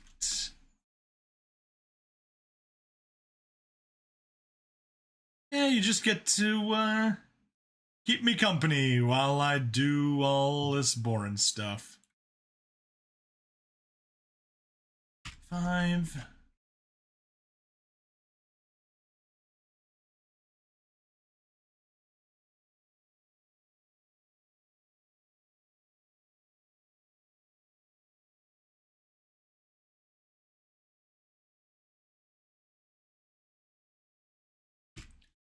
Six, carved from stone.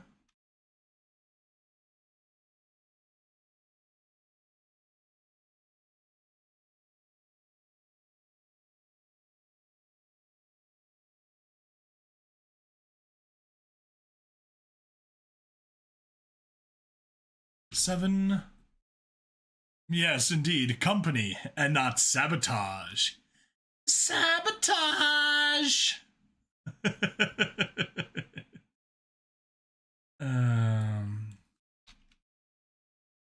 Right. 8 pages.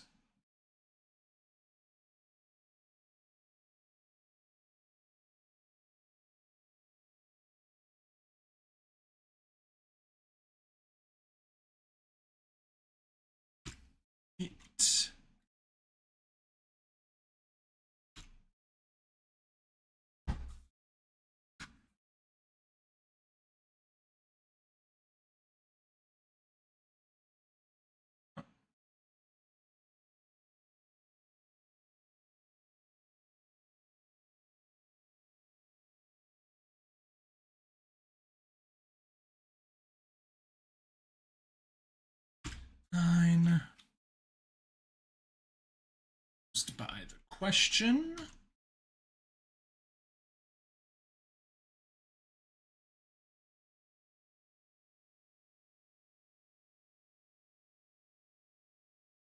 Nope. I clicked.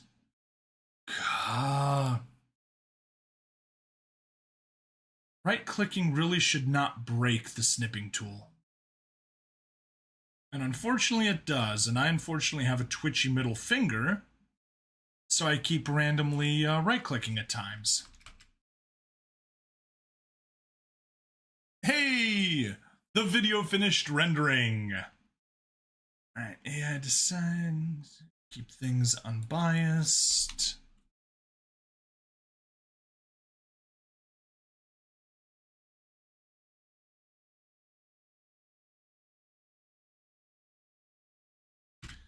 Eleven.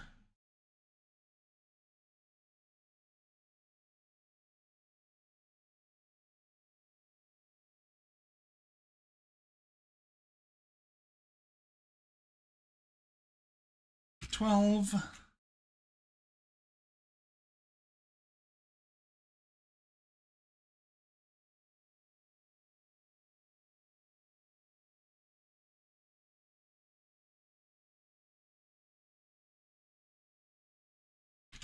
$13. 5 pages, good.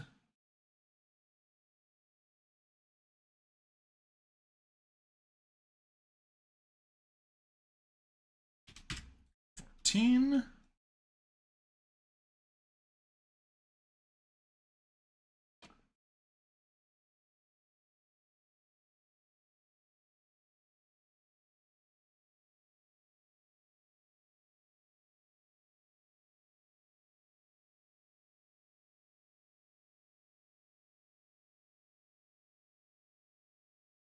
$15. Right-clicking should crash the snipping tool. No. Bad Joe. Bad Joe. Now, wouldn't you go? 4 pages left.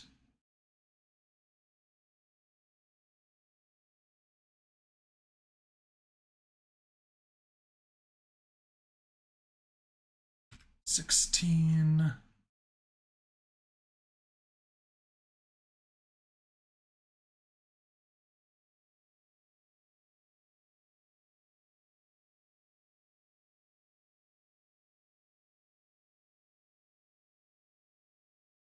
$17.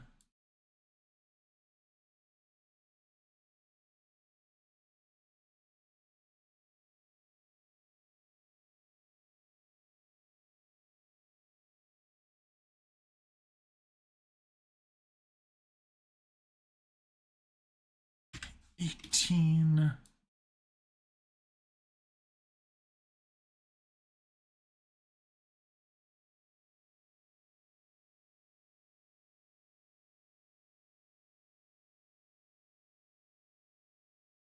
$19. Contents not listed.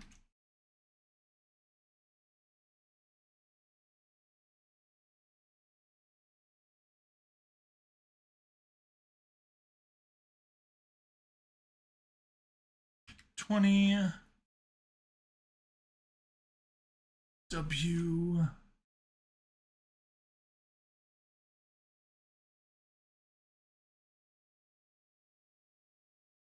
$21.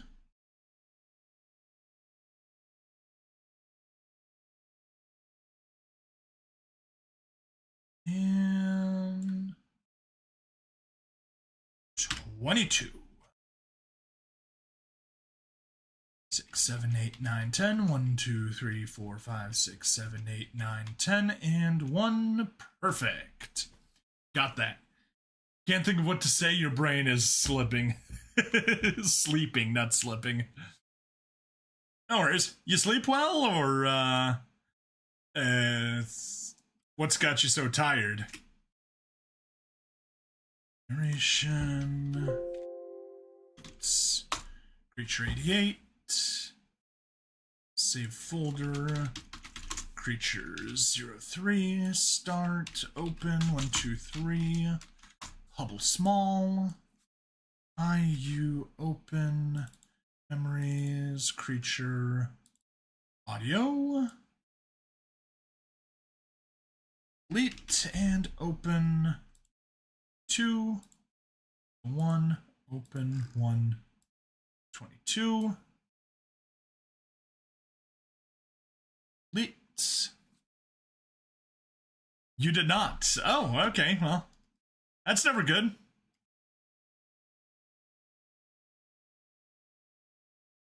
Right there, right, and down, open. Alright, and let's get to work.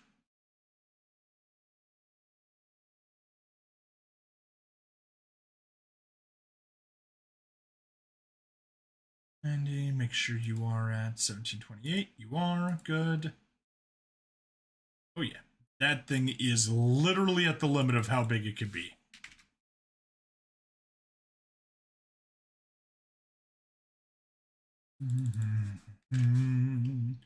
Do do do do do ba da da da do do do do do do do do do ba ba da da da da do.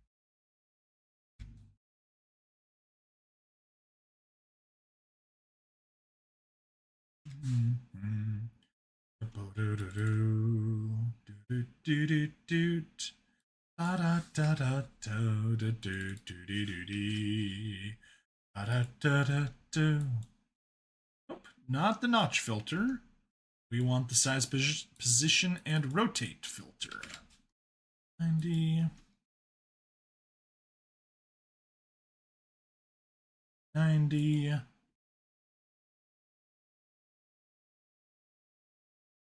90. 90. You know what? Let's do a test. Number 9 and number 8. Filter. It will not allow me to filter. Need to select a single clip. I'm pretty sure I've tried that test before, but oh well.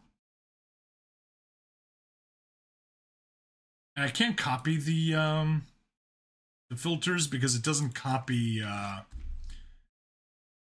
the size, the zoom percentage. It copies the size and position, and it just looks terrible.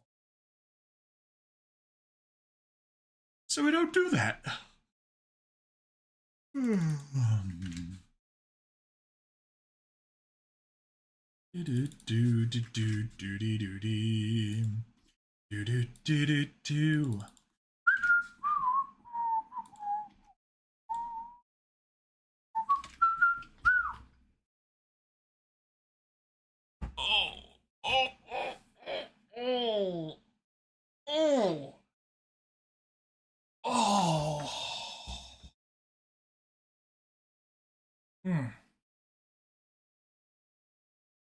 I am stiff and it's annoying.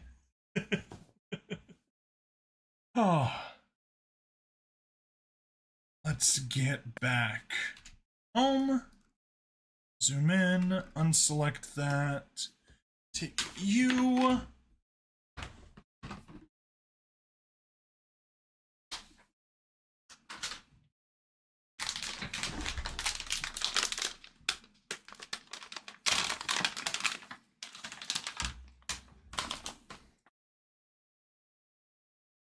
I bought some Ferrero Rocher eggs when I was at the store earlier.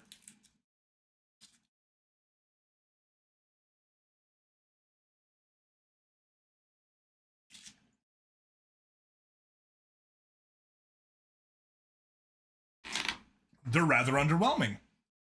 Stiff? Just break your bones. Can't be stiff if they're broken.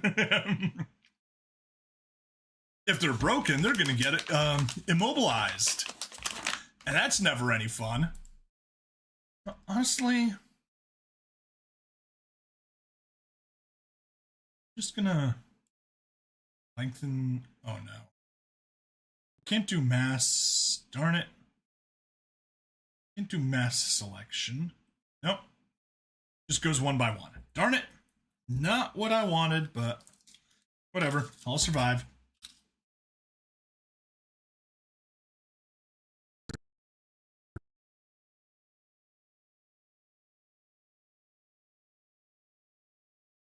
The city was a massive connection sectors and halves linked by lifts and platforms that rose above the surface.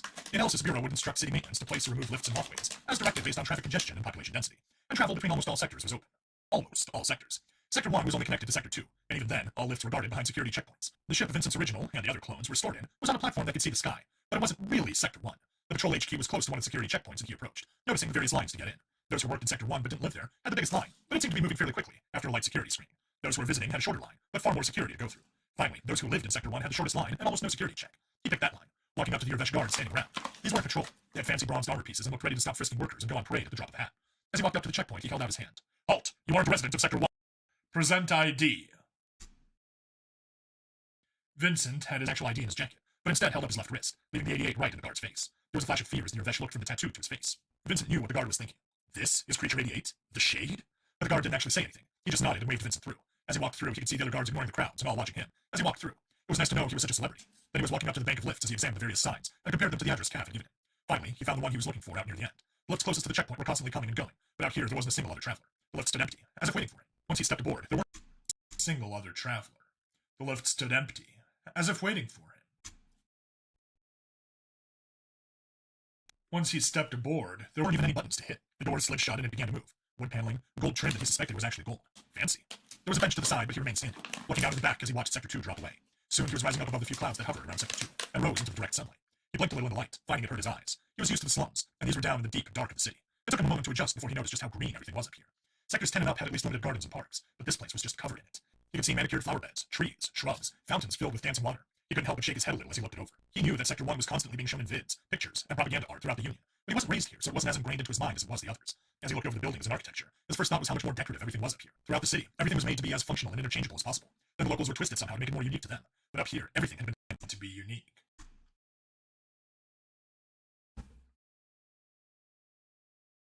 Just walk off the immobilization. Yeah. Just go ahead, get a full leg cast. Doesn't allow any movement at the knee, and then just use that knee until you tear through the cast. The lift stopped, and he was about to turn when it began to slide forward. As he leaned towards the window, he saw this lift was connected to a rail. It seemed this wasn't just a straight-up line. That's when he noticed something else. Up here, they had main avenues and parks with stores, theaters, restaurants, and other such big buildings. But the homes were all stretched out on their own platforms. Small walkways connected them to the main causeways. He snorted out and shook his head as he realized how completely different Sector 1 was from the rest of the city. He wondered how it was all justified. He didn't understand too much of the politics of the Union and the hierarchy. From what he knew, you had to contribute. Your benefits and pay were directly linked to how much worth you provided to society. Yet he had a feeling neurosurgeons and scientists didn't live up here above the clouds. They were probably special in some other way, or so they'd claim. Then again, he was special as well. He didn't get paid. He was given an allowance towards food. Otherwise, everything had to be requisitioned. They said credits wouldn't work for classified undocumented species. That sounded like bullshit to him, but he couldn't call them out on it because he didn't know. Soon, his lift was approaching another of those massive estates, just overflowing with gardens and plants. He thought he even saw a few birds flying around, or whatever the Xeno equivalent was. When the lift stopped, he got out, finding a massive set of gates before him. As he looked from one side to the other, he realized it wasn't just the gates, but more of a fortification that was very ornate. There was about a dozen guards, but he didn't recognize the species. They had pointed horns, and they looked like they had goat legs. Their faces were covered behind silver helmets, and they had very ornate silver armor. Without faces to go by, he just called them satyrs. They were all carrying rifles, but he didn't recognize the manufacturer. As he walked towards them, one held up a hand. You're expected. Leave your weapon. He stared at his reflection in the silver faceplate. No. For several seconds he stood there, noticing the other guards shifting a little. It was subtle, but he could tell they were moving into better firing lines. Then the guard stepped out of his way without a word, and Vincent walked forward through the gate. The guards turned to watch him walk through. It seemed like Cav found him one hell of a counselor. Soon he was walking through the manicured gardens, and for once he wasn't walking with the same quick, purposeful strides he normally used. He was taking his time, brushing his hand over some of the waving plants, smelling the flowers, and taking in all the sights he could. There was a bird chirping nearby. How long had it been since he touched a plant? Outside was food plots, flowers, trees, things that just looked nice. The mansion beyond the gardens looked old world, some sort of French chateau, or maybe Wayne Manor for all he knew. He wasn't in a rush to get to it. But then he noticed a small alcove with a table covered in food and drink, and stepped into it. There were some statues of those satyr creatures set against marble, and some sort of gaudy gold statue of one of those dragon creatures standing under an arch, looking out over the clouds. For some reason, the statue had a black suit on. He had his hands clasped behind his back. When the statue turned, Vincent realized he was looking at a live dragon, not a statue. He had stood so perfectly still when Vincent approached that he'd mistaken it for far from stone. It had gold scales that caught the sunlight, gleaming and sparkling while it wore a dark black suit with a red shirt underneath. Despite being a Xeno, the suit looked like a cut Vincent would see on some Wall Street power broker, or politician. He even had a small white flower in his breast pocket. The infamous Creature 88. How nice to finally meet you. Ah, but where are my manners? I am your host, Mark. Vincent approached the dragon, looking up at the creature that was smiling back down at him. The dragons were humanoid, just like him. 2 arms, 2 legs, but they also had massive wings that extended from their spine horns, and overall reptilian appearances. Vincent had never been this close to one before, but he also felt like they had way too many teeth, and they all looked incredibly sharp. It towered over him, and despite the well-tailored suit, Vincent could see the muscles beneath the fabric. This creature was strong. Very strong. He could likely crush Vincent as easily as a bug, but Vincent kept a perfectly impassive face. "My name is Vincent," he finally said in reply. "Ah, so you do have a name, then. Hello, Vincent. It's nice to finally make your acquaintance. The files didn't mention what you call yourself, but the Urvesh records always lack style."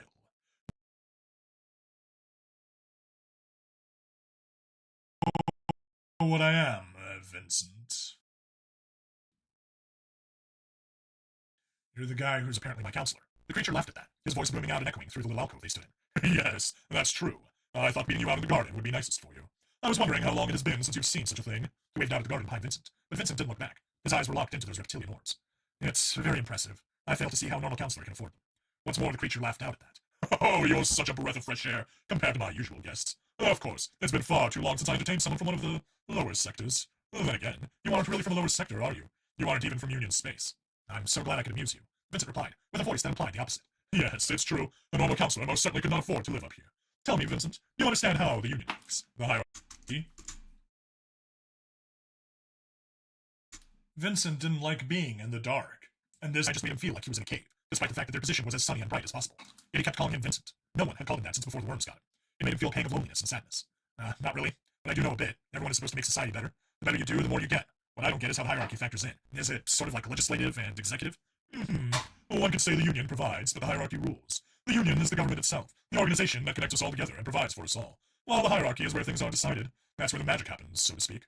Various races or pieces of the Union all vie for power and resources in the hierarchy.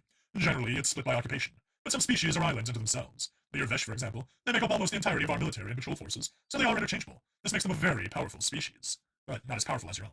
No, this is because of how the hierarchy actually decides things. Do I look like a strong creature to you, Vincent?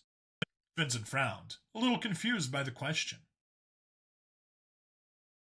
Yes, I'm sure you could kill me with your hands easily enough. I could. My entire species is very robust. Have you ever seen one of us fight? Heard of us engaging in combat? I have not. Have you heard that we're very few in number, especially compared to the other powerful species like the Urvesh? I have. How do you think we're so powerful as a species, then? Vincent glanced back towards the fortified gate and those satyr guards. Intelligence. Not just in the meaning that you have it, but you collect it. I'm sure you've got dirt on everyone else. You know things no one else does. You make it your job to know everything you need to stay in power. The dragon smirked and wagged a finger at Vincent. Very good. That is part of the case. It's also because of the power we hold as voters. Vincent arched a brow at that. I thought some grand AI decided shit. Keep things unbiased. It's not so simple. The grand AI guides discussion in a hierarchy and facilitates voting on laws. It also weights votes. No individual in the Union can be worth less than one vote, but some of us are worth more than others. This is decided based upon both species and each individual. My species has always chosen correctly based on the AI's simulations, and as such we have the highest natural weight by far. Then, on a personal level, we're all experts in many fields due to our long lives. Plus, we gather intelligence. We know things. We feel what the AI cannot, and make decisions accordingly. We are the fewest in number of all the Union species, yet we control roughly 33% of the vote. Christ, how is that fair? Because we help guide the Union into prosperity. We keep us out of strife and hardship. We help make the hard decisions where others won't. How come no one ever told me about this? I've never voted. That's because you can't. I thought everyone gets a vote. All species that are a part of the Union. No one knows what you are. And every time you try to tell us, you, Fall ill. Vincent. Hilariously, that one actually ended right at the perfect time. It was certainly a nicer way of saying he pukes his guts out and then bleeds out of his ears. So, it can also base me as an individual, can't it? No. When the AI was designed, no one foresaw random individuals. You species are given a series of votes to compare overall competence and intelligence, and then assigned a score. We can't do that with one person, so you're not given a vote. This is an oddity in our system. Instead, you've been classified as a resource. Now, that's nice, Vincent icily muttered. However, almost every organization within the Union and hierarchy wants you for themselves. The dragon added immediately after. What? Why? Vincent frowned at the information. Since you've joined the Urvesh as a detective, the AI has noted 22% increased effectiveness at fighting crime. 22%. This has seen their voting share increase by 3%, which is astounding for a single year, and even more so considering you're just one person affecting this. However, simulations show so many possibilities for your skills. Mock let that hang in the air As a slow smile crept across his draconic visage. Dying and coming back, you mean? That, among other things, the Analysis Bureau wants you to help predict crime patterns, but the Urvesh argue that's their territory. The AI hasn't decided. The Explorers Guild wants to use you to facilitate exploring new worlds, and send you off on fast rockets to a new system. Kill you, and then examine your black box as another clone goes to a different system. The Pharmaceutical Block wants to use your biology to fabricate new drugs, besides that combat stimulant. The list goes on. You haven't mentioned your species yet. Ah, that's because none of us wants another individual to have more power. We're fiercely competitive, and when the vote requires a hard decision, or focuses on the well-being of the Union, we vote as one. When politicians within the hierarchy propose giving a resource to just one of us, well, we can't have that. We can't agree on what to do with you, so the Urvesh maintain control. They've sacrificed many resources and votes in order to keep you as their little pet. So long as they don't try to neuter me, I'll be alright. But what's your interest? Why am I here? I've dedicated my life to studying psychology, sociology, thought, philosophy, people. And you're very fascinating to me. I'm not allowed control over you, so I'll settle for visitation rights. The dragon shrugged. Why do I feel like there's more to it than that? Vincent asked as the dragon smiled wide, showing off all those sharp, pointy teeth once more. Because there is far more to it than that. It'll all become clear in time, I'm sure. Tell me, you've mentioned I could crush you with my hands. Yes, I did. Does this worry you? No? Because you'll come back if I kill you. What if I just maimed you? The dragon leaned in, his massive clawed hands moving towards Vincent's face. What if I clawed your face off and stitched it back together before you died? In a flash, Vincent had pulled his sidearm free, jamming the barrel up under the dragon's chin, as those talons held just millimeters from his flesh. This was when Vincent heard the click of weapons being readied. The satyr statues were Issues. More guards, all aiming at him. The dragon chuckled as best he could with a tie bar cannon stuffed up under his chin. Why fight it? You'll come back good as new once you die again. My mother told me to never give a mouse a cookie. The dragon arched his own brow at that, and pulled his hands back before Vincent lowered his weapon. He didn't holster it, though. I presume this means more to your kind? Yes. Could you elaborate? I could. There was a long pause before the dragon chuckled once more. But you won't. No. You aren't afraid to die, are you? No. I mean actually die. Not to die and then come back. If you died for real one of those times, you'd be alright with that. Wouldn't you? I would. Some species believe in gods and an afterlife. Is that the case for you? Vincent didn't have clear memories of life before abduction. They were patchy and strange. The question made him remember a man's face. Grinning, charismatic, important. A god. A god that Vincent had worshipped and served. He also remembered what he had done to that god. No, I've met my god. Most creatures don't get the luxury of meeting their god. What did you do? I stabbed him in the throat. The dragon was silent for a moment before continuing. I've watched you. I've not allowed access to too many memories, but a few. Yet I've seen you wield force and power that far exceeds your size. I tower over you. I've got a hard hide and am fit for close combat like no other species in the Union. You have soft flesh that offers no protection to cutting, and little to hard impacts. But you're not impressed with me, let alone my guards. I know I'm the hardiest soft-skinned species there is. That is true. It's also strange to the researchers who have access to information about you. Yet I've seen Roviks cower before you. You've kept massive gangs under control while being the only officer in the entire lab. How? I understand force. I understand fear. Yes! The dragon grinned at this, his eyes lighting up. You understand force! You radiate it! You're confident in the face of overwhelming odds! Not even the Urvesh can match your sheer bravado! How can such a small species manage this? It's hereditary. It is. Yeah, I've got my huge balls from my dad. The dragon smirked. I am quite serious, and yet you joke. Is this why I'm here? You wanted to talk to the freak you've been reading about? Yes and no. I want to become your ally. I want you to work for me, even if not directly. Against the Urvesh? The dragon waved a hand dismissively. No, they are very effective in their task. I just wish they weren't so short-sighted. They're focused on crime, but aren't rooting out the source like they need to. Someone is working against the Union. There are billions of lives that depend upon the Union continuing to function, and I want your help making that happen. I'm also willing to help you Directly, if you help me. How? Don't you like knowing? Your memories won't be watched for a day. Without having to know everything, someone will review it. To be free of oversight. It didn't take you long to start blackmailing detectives and bribe morgue officials, did it? Don't you like knowing? Your memories won't be watched for a day. Without having to know everything, someone will review it. To be free of oversight. It didn't take you long to start blackmailing detectives and bribe morgue officials, did it? Vincent stared. How the fuck did you know about that? I've checked my apartment 20 times. They don't bug it, and they wouldn't bug their own HQ. They don't bug your apartment because they think sights and sounds are everything. They take your memories for granted. And as for their HQ, well, they don't bug it, but I sure do. So now you're blackmailing me? No, it wouldn't work. I just want to demonstrate how effective I am at gathering information. He reached up and waved over a figure Vincent hadn't seen. Some sort of female version of one of the satyr approached. She was wearing a dress, and while their faces looked more like a dog's than a goat's, he'd keep calling them satyrs. She held a large wood case, opening it for Vincent to see. Inside, he was looking at what could possibly be a 44 Magnum, but looked damn close if it wasn't. Where did you get that? I had one made. You can't talk about your species, but you're apparently free to discuss weapons. One of your early transcripts detailed what your species used to fight with. This is one you spent a great deal of time explaining. My researchers had to work some things out, but you'll find this is close. Vincent reached out, squeezing the grip that looked to be inlaid with some sort of polished bone, and felt the weight of the metal weapon in his hands. Well, what's the inlay? Some of your bone matter from an early death I was able to acquire. Vincent laughed. The ammo was more difficult to create, since you're not a chemist, but we'll keep you stocked with it. Vincent pulled out the 6 rounds that were in the case, holstering his sidearm so he could load the magnum. He noticed on the side it was stamped with Blacksmith and West. The transcript wasn't perfect then. He spun the chamber and snapped it shut with a heavy click. What's this going to cost me? What did you find in the lab? Besides the drug and credits. Who says I found anything? The Urvesh found a box. Contents not listed. Vincent thought it over for a moment. How could he trust this guy? Should he? Apparently he orchestrated this day free of oversight. He glanced over at the guards, who he'd mistaken as statues. You sure this thing works? Maybe I can test it out on one of your statues here. Or your serving girl, perhaps? See if it's the real deal? The dragon leaned back, looking surprised before he growled out. I'd prefer it if you didn't murder one of my guards or my servant. In fact, if you did, that might be the end of our friendship. Vincent looked at him. The response felt real, but obviously this was a career politician of sorts. Even so, Vincent nodded. All right. Inside the case, I found a hand. He held up his free hand and wiggled the fingers. What? You mean, one of yours? Vincent shook his head. But one of your species. Are you sure? Do you think I'd mistake it for something else? The dragon began to rub his chin in thought and waved the servant away. This is troubling. I haven't heard anything about another of your kind being on the planet, or anywhere for that matter, and I've looked. He turned his back on Vincent, wings twitching a little as he walked to the edge of the platform, to stare down at the city below through the clouds. Vincent watched him until Dragon finally turned back. We'll meet twice a week. Feel free to stay as long as you like. Try the food and drink. I've selected things that should work well with your biology. Actually, I want to go try out my new toy. He hefted the gun in his hand. Of course. The range at the Patrol HQ has ammo waiting for you, and a new holster. But you do know that firing that weapon constantly will lead to permanent hearing damage. Vincent slowly arched a brow at that. Right, of course. You care. Regardless, I do look forward to our next meeting, Vincent. I assure you we both want to keep trillions of beings alive. I'm not sure who wants to create havoc and chaos, but we'll stop them. Together. You mean you'll stop them? I'll just help. I'm a resource, remember? The dragon smirked at that. Of course. I'll see you next time, Vincent. Today must be brief while I ensure my continued access to you. But next time, we can talk about what's troubling you. Would you like that? Vincent thought it over for a moment. He didn't really trust this mock character, but he desperately needed someone he could just talk to. I would, Mock. I actually would. Excellent. Don't forget to stay out of trouble until you sync up tonight. Wouldn't want them overriding protocols regarding consular privacy, now do we? No, we don't. The dragon smiled and nodded at that, turning to walk towards his mansion. The statues kept their weapons trained on Vincent, slowly walking backwards to follow the dragon until he was left alone in the little alcove. He looked over at the table of food, and then glanced around to see if he was alone, before he grabbed various things and stuffed them in his pockets. He'd be damned if he let that smug prick see him scavenge. Then he wiped his hands off the tablecloth, and managed to walk back towards the exit. It seemed like his life had just gotten a hell of a lot more complicated, but at least they'd given him a new way to cut through the bullshit. He glanced at the gun in his hand, and he walked through the gardens.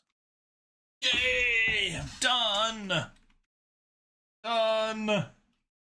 Dun dun dun dun dun!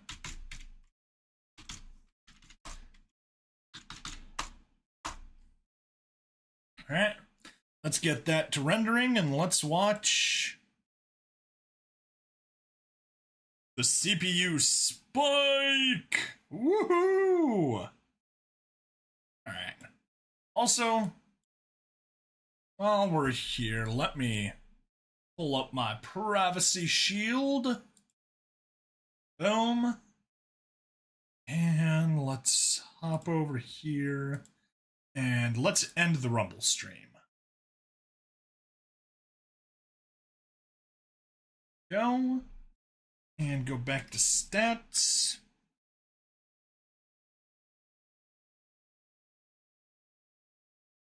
All right. Oh, we'll let that work.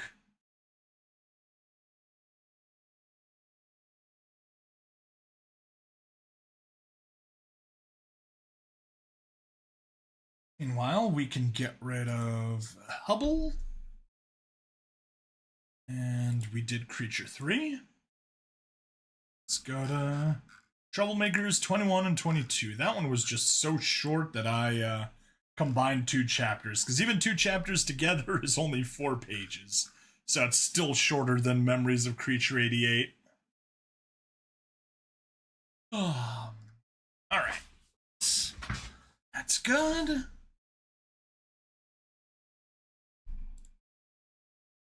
It's not yet. Now.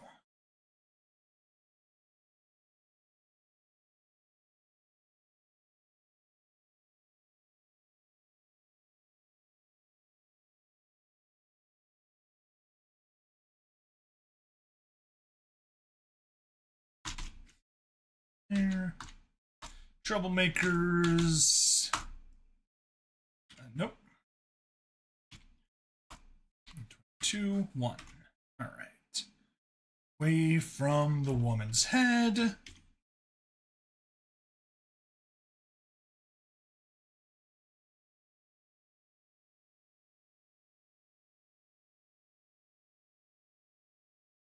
God.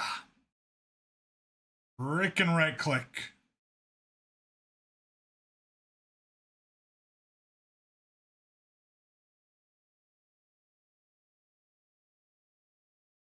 Two.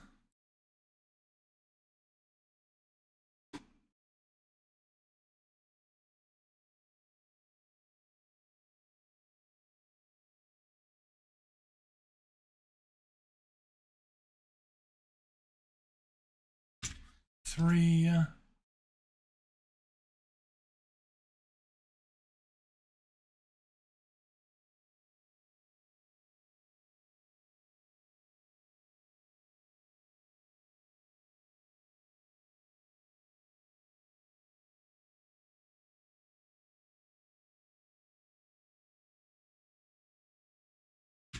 Four.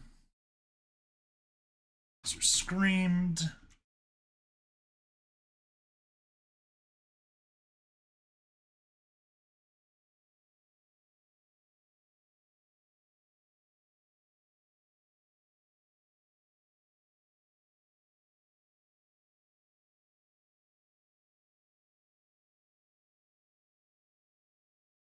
Five. Disappearing.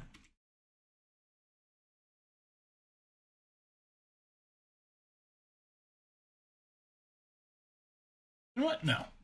Let's backtrack. Better not crash on me. You crashed on me. Wonderful. No, absolutely do not save. Do not save. Under no circumstances are you to save.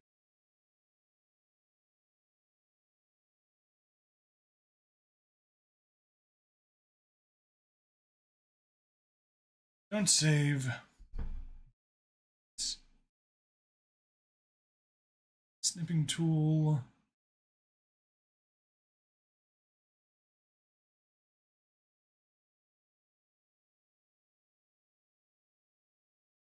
We want to get to what stared at him wasn't human.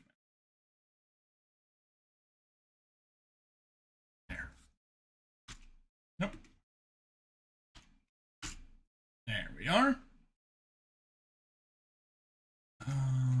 Nope. F.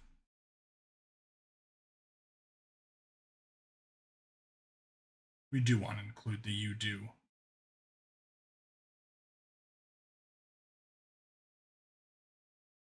Six.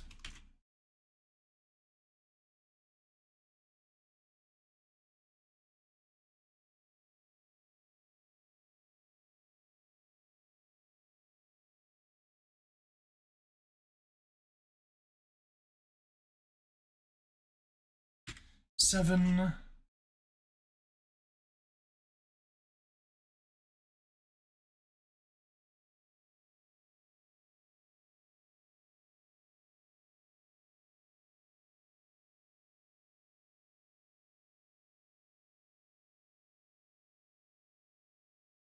Save. 5 is what stared at him wasn't human. 6 is what stared at him wasn't human. So just delete 5. And we can jump straight from 4 to 6. Actually, no, I'll be smart. I'll rename it. 5, 6, and you shall be 7. Perfect. Place your hand on his chest. Oh, that's not a... That is a paragraph. This looks weird. Whatever.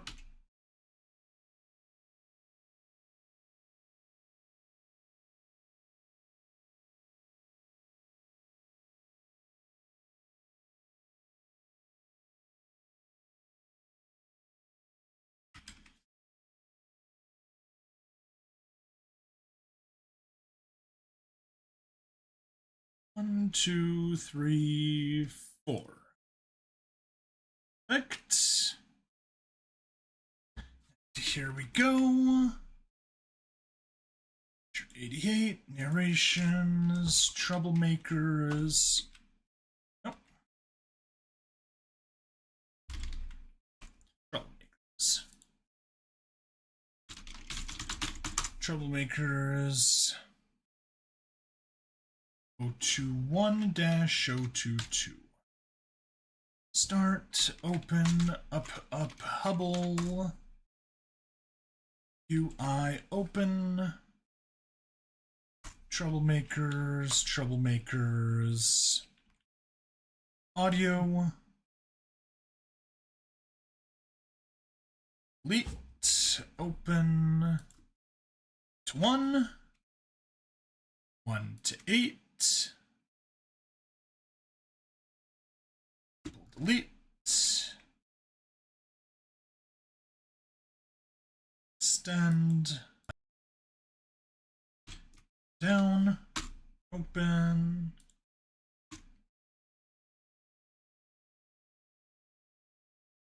All right. Still plenty more rendering time.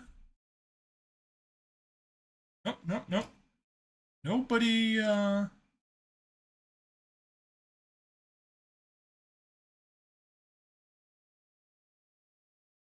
Nobody permitted you a transition.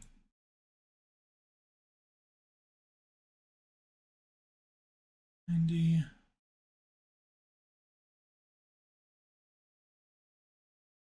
Ninety. 90.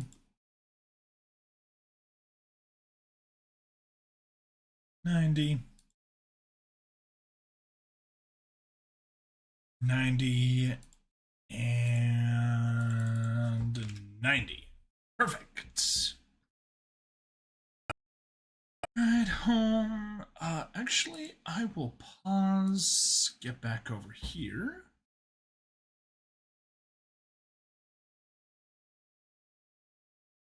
Two. Expand it left. Move it further to the left.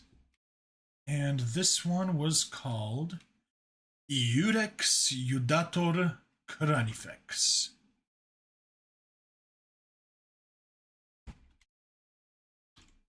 Iurex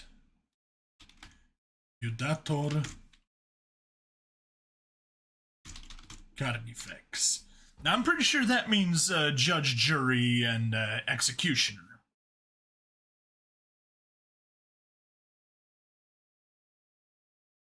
I guess I can check. Iurex Iudator Carnifex.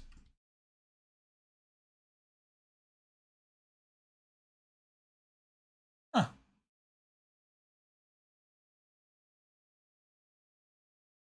Oh, it takes us straight to Reddit, so at least that's a success.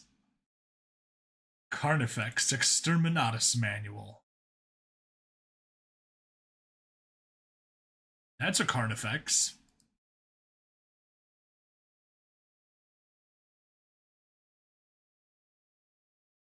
Oh, there we go, there we go, there we go.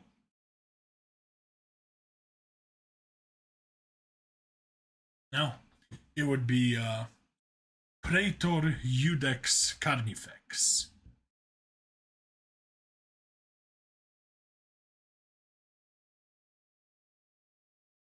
Praetor is a judge.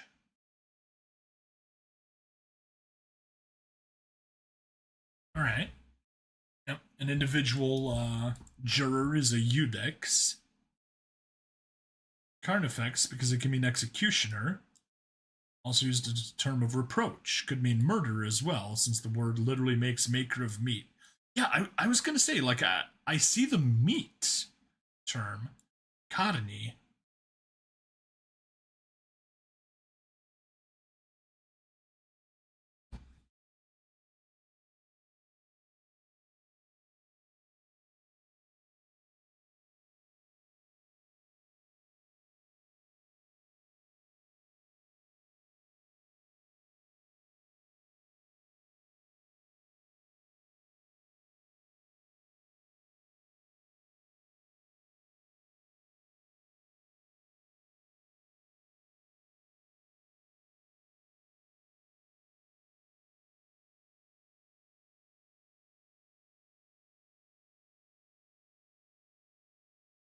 All right. Yes, that is 21 through 022. Export, troublemakers 021 through 022. JPEG. Export. Yay. All right. Well, enough of that. Jobs. Pause job. And let's get to work here. Oh, also, bubble privacy screen for a second. Yes. Good. We have hit the Rumble Creator Program requirements for May. Streamed for 42 out of 42.3 out of a minimum of 30 hours. Watched 995 out of 200 hours. So close to 1,000. And Rumble Premium of 5.5 out of 5 hours. Requirements met. I shall remain in the program for tomorrow. For tomorrow. Yeah, I guess technically for tomorrow. For June. Okay. Close that. We don't need to see that. Knee pain we can close. We can close that. Let's just hit back to DuckDuckGo. We'll close that. Minimize. And let's get to work. Close Hubble. And roll. The teen's corpse slumped to the ground, the screaming in Drake's ears reaching a fever pitch. No! The young, dead human's head rolled back, glazed eyes boring into Drake's, empty, bloodshot eyes with a hole between them. No! Drake struggled against the bindings, the metallic cable digging into his forearms. The advisor laughed, pressing the revolver's muzzle against the catatonic woman's temple. No! Drake cried out, fighting against his bonds, tearing his forearms open against the rough cable. Black smoke began to rise from the wounds, dark veins crawling upwards from the torn flesh as the advisor thumbed the hammer back. The advisor paused as he noticed that. Yes, stop that! The advisor barked, the revolver's muzzle away from the woman's head.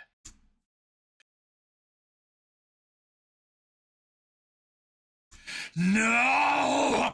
Drake bellowed, even as the revolver was pressed against his own head. The advisor's finger began to squeeze the trigger, voice going up an octave as he witnessed the black veins crawling up Drake's throat. I said stop that! I won't let you kill! Bam! The advisor flinched backwards as the human boy's head whipped back, black blood splattering the ground behind them. The advisor's breathing was ragged, blood flushed with fear hormones as he stared at the still kneeling body. A scream frozen in its lips. He turned, dropping the revolver on the ground, feeling he was cursed. Kill the rest! He ordered. Towards his personal hovercraft. Drake stared at the sky, the screaming of the tortured souls pounding throughout his body. He wasn't dead yet. He had a job to do, one he couldn't abandon. Something was happening to him. His skin crawled like it was infested with ants. His muscles burned like they were set alight. Something was fixing the damage to his brain. It hurt, like a blunt knife scraping the inside of his skull. A hooded skull appeared over him, its jaw opening wide as a voice like nails on a chalkboard filled the street. An image of a broken chain flashed before Drake's eyes, before he was swallowed by a comfortable darkness. Be reborn! The monarch's advisor was knocked to the ground by a blast of cold energy. Quickly rolling onto his back, he gazed in horror at the scene behind him. The parasite boy he'd killed was floating in the air, his own companions knocked away and fearful as thick, black smoke encased him in a cocoon. An odd mist clouded the air, making it reek of rot and gun smoke, while obscuring the advisor's vision. Crawling to his feet, the advisor turned, trying to sneak to his hovercraft. Leaving so soon? The voice was quiet, curious, and chilled him to the bone. The advisor broke into a run, not even daring to look back. We're just getting started. The sound of plasma blasters squealed in the advisor's ears. It was followed only by the screams of dying Mcnotions and rending metal. The advisor sprinted past his hovercraft, vaulting the barricade as panic took over. Landing hard, the advisor fell, crying out as his ankle bent in the wrong direction. Breathing heavily, the Mcnotion looked around, unable to pierce the heavy mist with his vision. Something was dripping onto the pavement in the mist, getting closer. Plip. Something moved within the mist, making the advisor crawl backwards, but it didn't matter. The figure grew steadily closer, a dark splotch within the heavy mists. Plip. The mist parted, and the advisor screamed. What stared at him wasn't human. One arm was wreathed in a black chitin that formed a heavy, sharp-looking, taloned gauntlet. The other held a sword with a blade of pure light, cloaked in black flames that dripped purple blood. Light-absorbing, thorny, black armor coated the being from neck to toe. Black smoke dripping off of it. The thing's face was pale, shot through with black veins that radiated out around the eyes. Oh God, those eyes. Black orbs ringed with bright, pure white light. Stay away from me! The advisor spat, trying to crawl backwards. The thing only grinned, revealing sharp teeth. Why? It asked, stepping closer. The advisor threw a loose chunk of pavement at the thing, which harmlessly sailed over its shoulder. I want to live! He screamed in terror. The thing paused, grin disappearing. You do. The advisor blinked as he was being yanked into the air over the thing's face. Its breath was like sulfur, its voice a cacophony of angry screams. They wanted to live too! The advisor screamed as he was hurled down the street. He landed hard on his arm and felt it snap. He screamed in pain, trying to get to his feet and run as instinct and fear took over. The thing picked him up by the back of his robes, choking him as it threw him back first against a wall. He felt his spine and ribs snap in multiple places, but he could only manage a pained whimper as he slid to the ground. He couldn't move, couldn't breathe. He should be dead. Why wasn't he dead? Don't worry. You'll live. I'll string you up from the highest point in Golgotha, so you can watch your city burn from your rotting corpse. The advisor watched helplessly as the thing grabbed him by the throat, crushing his windpipe as he was dragged down the street. The barricade simply moved out of the way as they approached. The advisor would beg for mercy, if he still could, but he felt it wouldn't help. This wasn't a man. This was something monstrous. The advisor was dropped to the ground by the corpse of the human teen he'd executed. The thing walked around him, picking something up off the ground before dropping the revolver in front of his eyes. Suddenly, something pierced the back of his neck, burying itself deep in the pavement. But the advisor still saw, still thought. No, the thing muttered. I'll keep your soul, so it never gets to rest.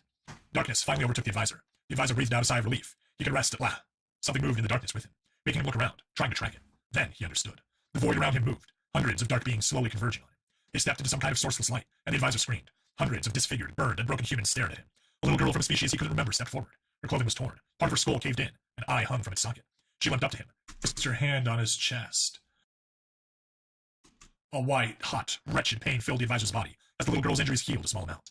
Like a wave, the rest of the humans rushed him, and the advisor knew only pain, his screams only adding to the chorus. Drake came to in the bunker's medical wing, feeling like someone had taken a hammer to his skull. Mouth dry, he tried sitting up, only to be looking down the barrel of a suppressed Block 600. What is your name? The soothing voice of Cassius's text reader asked cheerfully. Drake blinked softly, looking up at the utterly terrified expression on Cassius's face. It's Drake. Cassius, you know me. The mute slowly shook his head, but lowered the pistol. He clicked a button on his text reader. Not anymore. Not after that. Arm, export that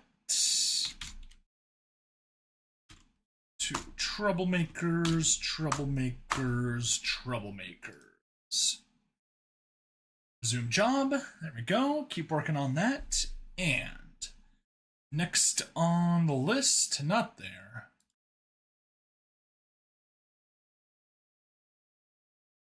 Is, oh, that's the wrong one that just got closed.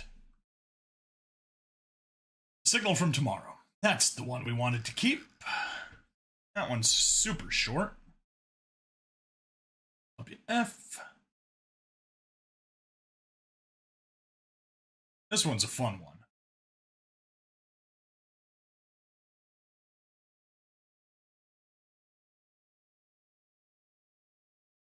Alright, 1, 2, 1 no? What'd that just get saved as? No. Go away. Delete.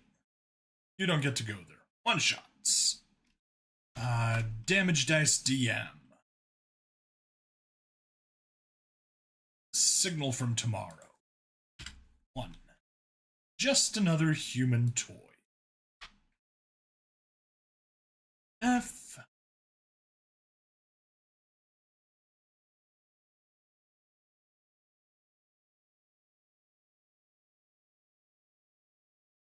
Yeah, this one's really a fun one.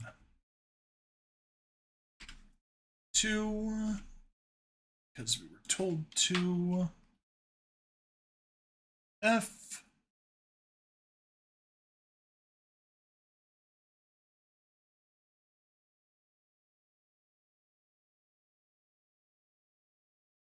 Three.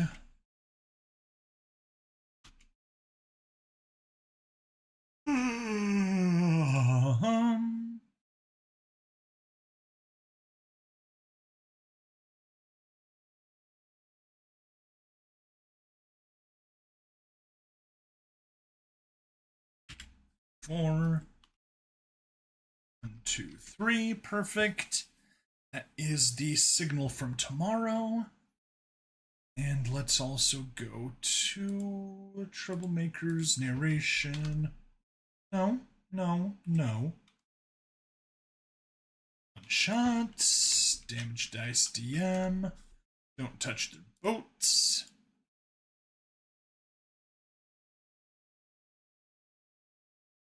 Don't touch the boats.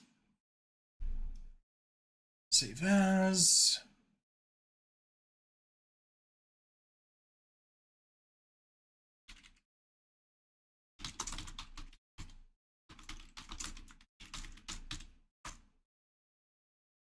Signal from Tomorrow.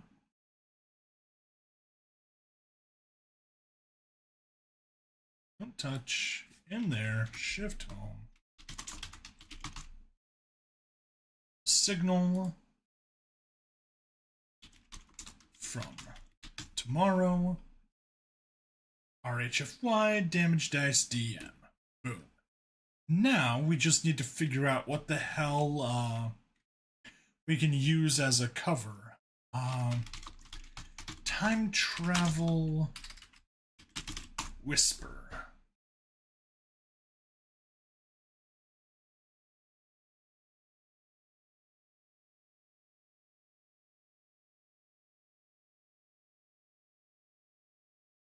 That is honestly not a bad choice. Ooh. Adobe stock photo.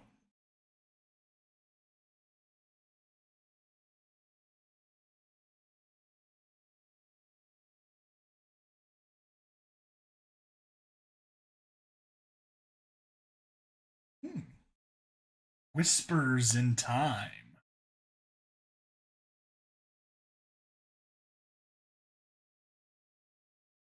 Ooh, ooh, ooh, ooh, ooh, ooh, ooh, ooh. Ooh, that is lovely. That's a good one. That's also a good one.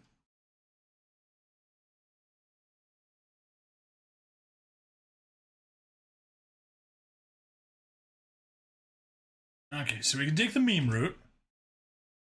We can go that route. That just looks amazing. Yeah, no, we're going with this. Background, no. On the background, click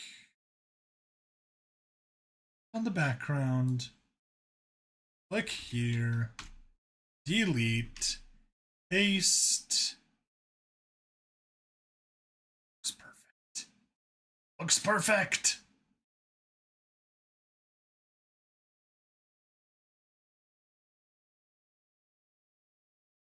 Signal, filters, lights and shadow, drop shadow. Recent.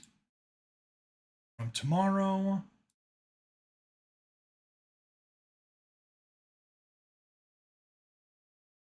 Damage dice DM. Right? Oh yeah, look at that. Beautiful. Signal from tomorrow. RHFY U/damage dice DM. Beautiful. Beautiful, beautiful, beautiful, beautiful. Okay, we save you as you are. Export signal from tomorrow. Export back to here, and we're gonna pause you again. And project narration. Damage dice DM, select folder. Project name is going to be signal from tomorrow.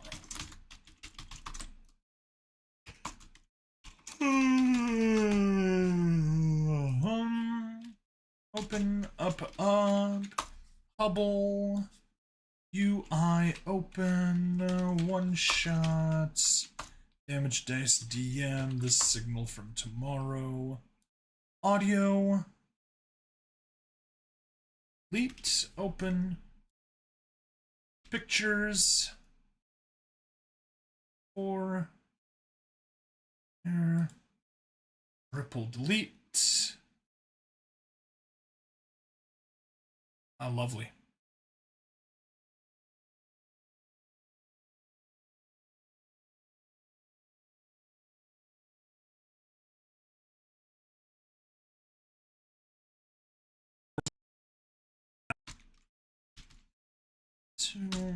Oh, good.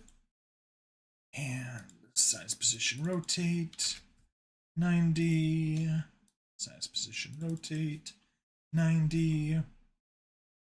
Size, position, and rotate. 90. And not notch. Size, position, and rotate. 90. Ah. Home. Zoom.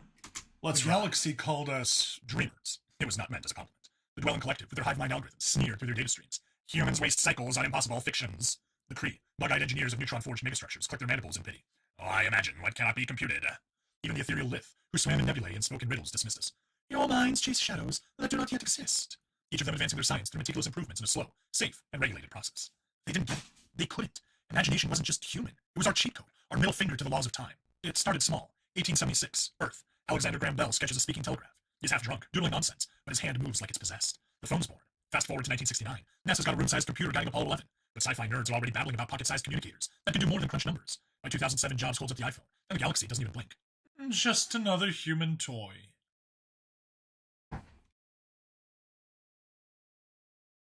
Except it wasn't. We weren't just inventing. We were remembering. The truth hit us in 2247, during the Orion Arms skirmish. The Dwelling had us pinned. Our fleet was scrapped. Our colonies choking under their blockade. Captain Elena Marquez, a grease-stained engineer-turned-warlord, was holed up in a derelict frigate, muttering to herself, "If we could just bend space, like in those old shows." Her crew thought she'd cracked, but Elena wasn't dreaming. She was hearing something. She sketched a drive core on a bulkhead with a plasma torch. No math, no theory, just lines and curves that felt right. The crew humored her, cobbling together scrap and prayers. When they fired it up, the frigate didn't just move. It slipped. 1 second they're staring down Dwelling dreadnoughts, the next, they're halfway across the sector, laughing and puking from the G-forces. The galaxy lost its mind. The Dwelling screamed, "Violation of causality!" The Kree demanded blueprints that didn't exist. The Lith just whispered, "You have heard the song of what will be." Elena's drive wasn't new. It was old. Impossibly old. Buried in human stories. White papers from 1994. Pulp mags from the 1930s. Even ancient myths about gods folding the sky. We've been dreaming warp drives forever. Not because we're clever, but because we were told to. Dr. Wade Chen cracked the code in 2250. Not with a lab, but with a neural scanner and a hunch. He hooked himself up, told his team to blast him with random prompts. Starships, AI, teleporters. His brain lit up. Not in the creative cortex, but in the temporal lobe, where memories form. Except, these weren't memories of the past. They were echoes. Signals from humans centuries ahead. Their minds brushing ours across time. Wade called it the chrono-feedback loop. Future humans living with tech we can't fathom. Subconsciously or consciously beamed their reality backwards. Not schematics, just feelings, shapes, ideas. Proto-seeds of new tech we had yet to discover. And at the same time, self-fulfilling its existence in the future. Our ancestors caught these whispers and called them inspiration. Da Vinci's flying machines, Tesla's wireless dreams, all fragments of tomorrow, leaking into yesterday. The galaxy didn't laugh anymore. The Dwelling tried to replicate it, wiring their drones to mimic human REM cycles. Nothing. The Kree built dream simulators the size of moons. Zilch. The Lith meditated for decades, chasing our song. Silence. Only humans could hear the signal. Only humans were reckless enough to believe in the impossible before it was real. By 2300, we were untouchable. Colonies sprouted on neutron stars, because some kid dreamed of gravity anchors and non-ablative titanium shielding after binge-watching anime. Our AIs argued philosophy with us, not because we coded them that way, but because we'd imagined sentient machines since Frankenstein. When the Dwelling threw their last invasion fleet at Sol, we didn't just win, we erased them. Not with guns, but with a device nobody understood that took their ships apart with a chain reaction at the molecular level. Built from a fever dream of a nobody mechanic who swore he saw it in a movie once. The galaxy calls us dreamers still, but now it's with respect and fear. They see our cities of light, our ships that dance through time, advanced weapon systems and medical procedures, and our children who hum tunes of machines not yet born. They ask, "What are you?" We grin. Just human. And somewhere, in a future we can't yet see, our descendants nod back, whispering, "Keep dreaming." Yay! Boom. Perfect. Export up to one shot. Damage dice DM. Signal from tomorrow. The signal from tomorrow. The Zoom job. Boom. All right. We got all 3 videos that I needed edited. 3 of them rendered, 3 of them still rendering. We got all the thumbnails we needed. And more. And yeah, all that's left is uploading, and I need to run, help my parents do their maintenance on the hot tub. Then I can come back and maybe do some gaming. So let's just see. Yeah, I'll probably do gaming. I'll do uploading tomorrow. 'Cause yeah, that'll take us all the way out to there, and yeah. Next thing to focus on is gonna be, Tuesday. Yeah. When I get home, we will do some Data Live, I was gonna say Spirit Pledge, because I did that so many times. Arusu install. Now we'll do Arusu install, we'll, get a few scenes done, and then head to bed. Yeah, hopefully we can get a fair bit of Miku's route done. Actually, since I'm here, I may as well. Rio Reincarnation, and let's go. We got Troublemakers closed, we got Signal from Tomorrow closed. We can close you. Close GIMP. Oh. Cancel. And you shall be resaved as 10. From 01 to 10. We got to get up to 44. We'll do that at some point. Now we can close. Now we can close. Hooray, hurrah. Yeah. So we got Miku's route to do. We have 16 pages left of the guide. Getting out to page 3, we'll get the rest of Miku's route, and the rest of Arusu install will be done at the end of page 6. However, it's actually even better than that because I have 2 different guides. Because once we finish Arusu install, then we'll go on to Rio Reincarnation, which is not at all long, and we will have it done right here by the end of page 11.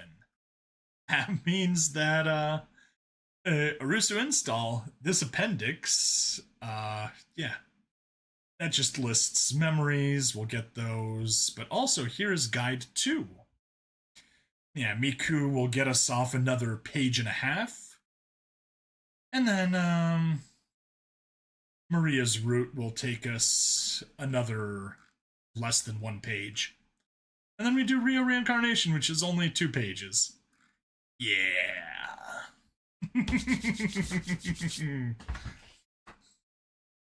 Lots and lots of stuff to do. It's Rio Reincarnation. We'll finally be able to get rid of this from page 1. That'll be nice. Once we do 2 routes, but still, it'll take about 2 more months probably, because what we have, it's going to require us to do the prologue, plus 4 days of 2 dates each, so that's 9. Plus the good ending and the bad ending, so that's 11. It'll probably take us 11, yeah, which is 5.5 weeks. So it'll take us 11 weeks. It'll take us 3 more months to finish Arusu install. So by the end of August, we should have Arusu install done, and we'll finally be able to move on to. Oh no, and then we'll probably need to do some bad endings, like all the stuff that we're missing. Yeah, end of August, we'll probably be able to start on Rio Reincarnation on the Tuesday-Thursday slot. Oh boy. Yeah. Don't know if this was such a wise choice, but whatever. Alright. Close that. Let's go ahead and wrap things up. Thank you everyone for hanging out. We can stop Rumble since we aren't even streaming there. Yeah. Odyssey. I'll see you later. Twitch. Ta-ta. Unless we want to raid someone.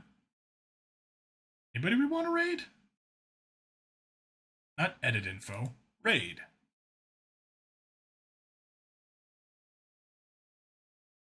Oh, the horror.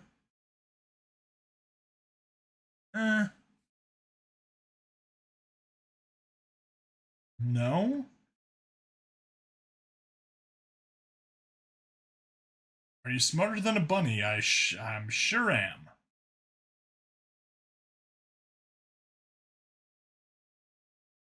Yeah, nothing there looks interesting. Yeah, no streaming. Twitch, see ya. Kick you to the curb. And YouTube, see you later.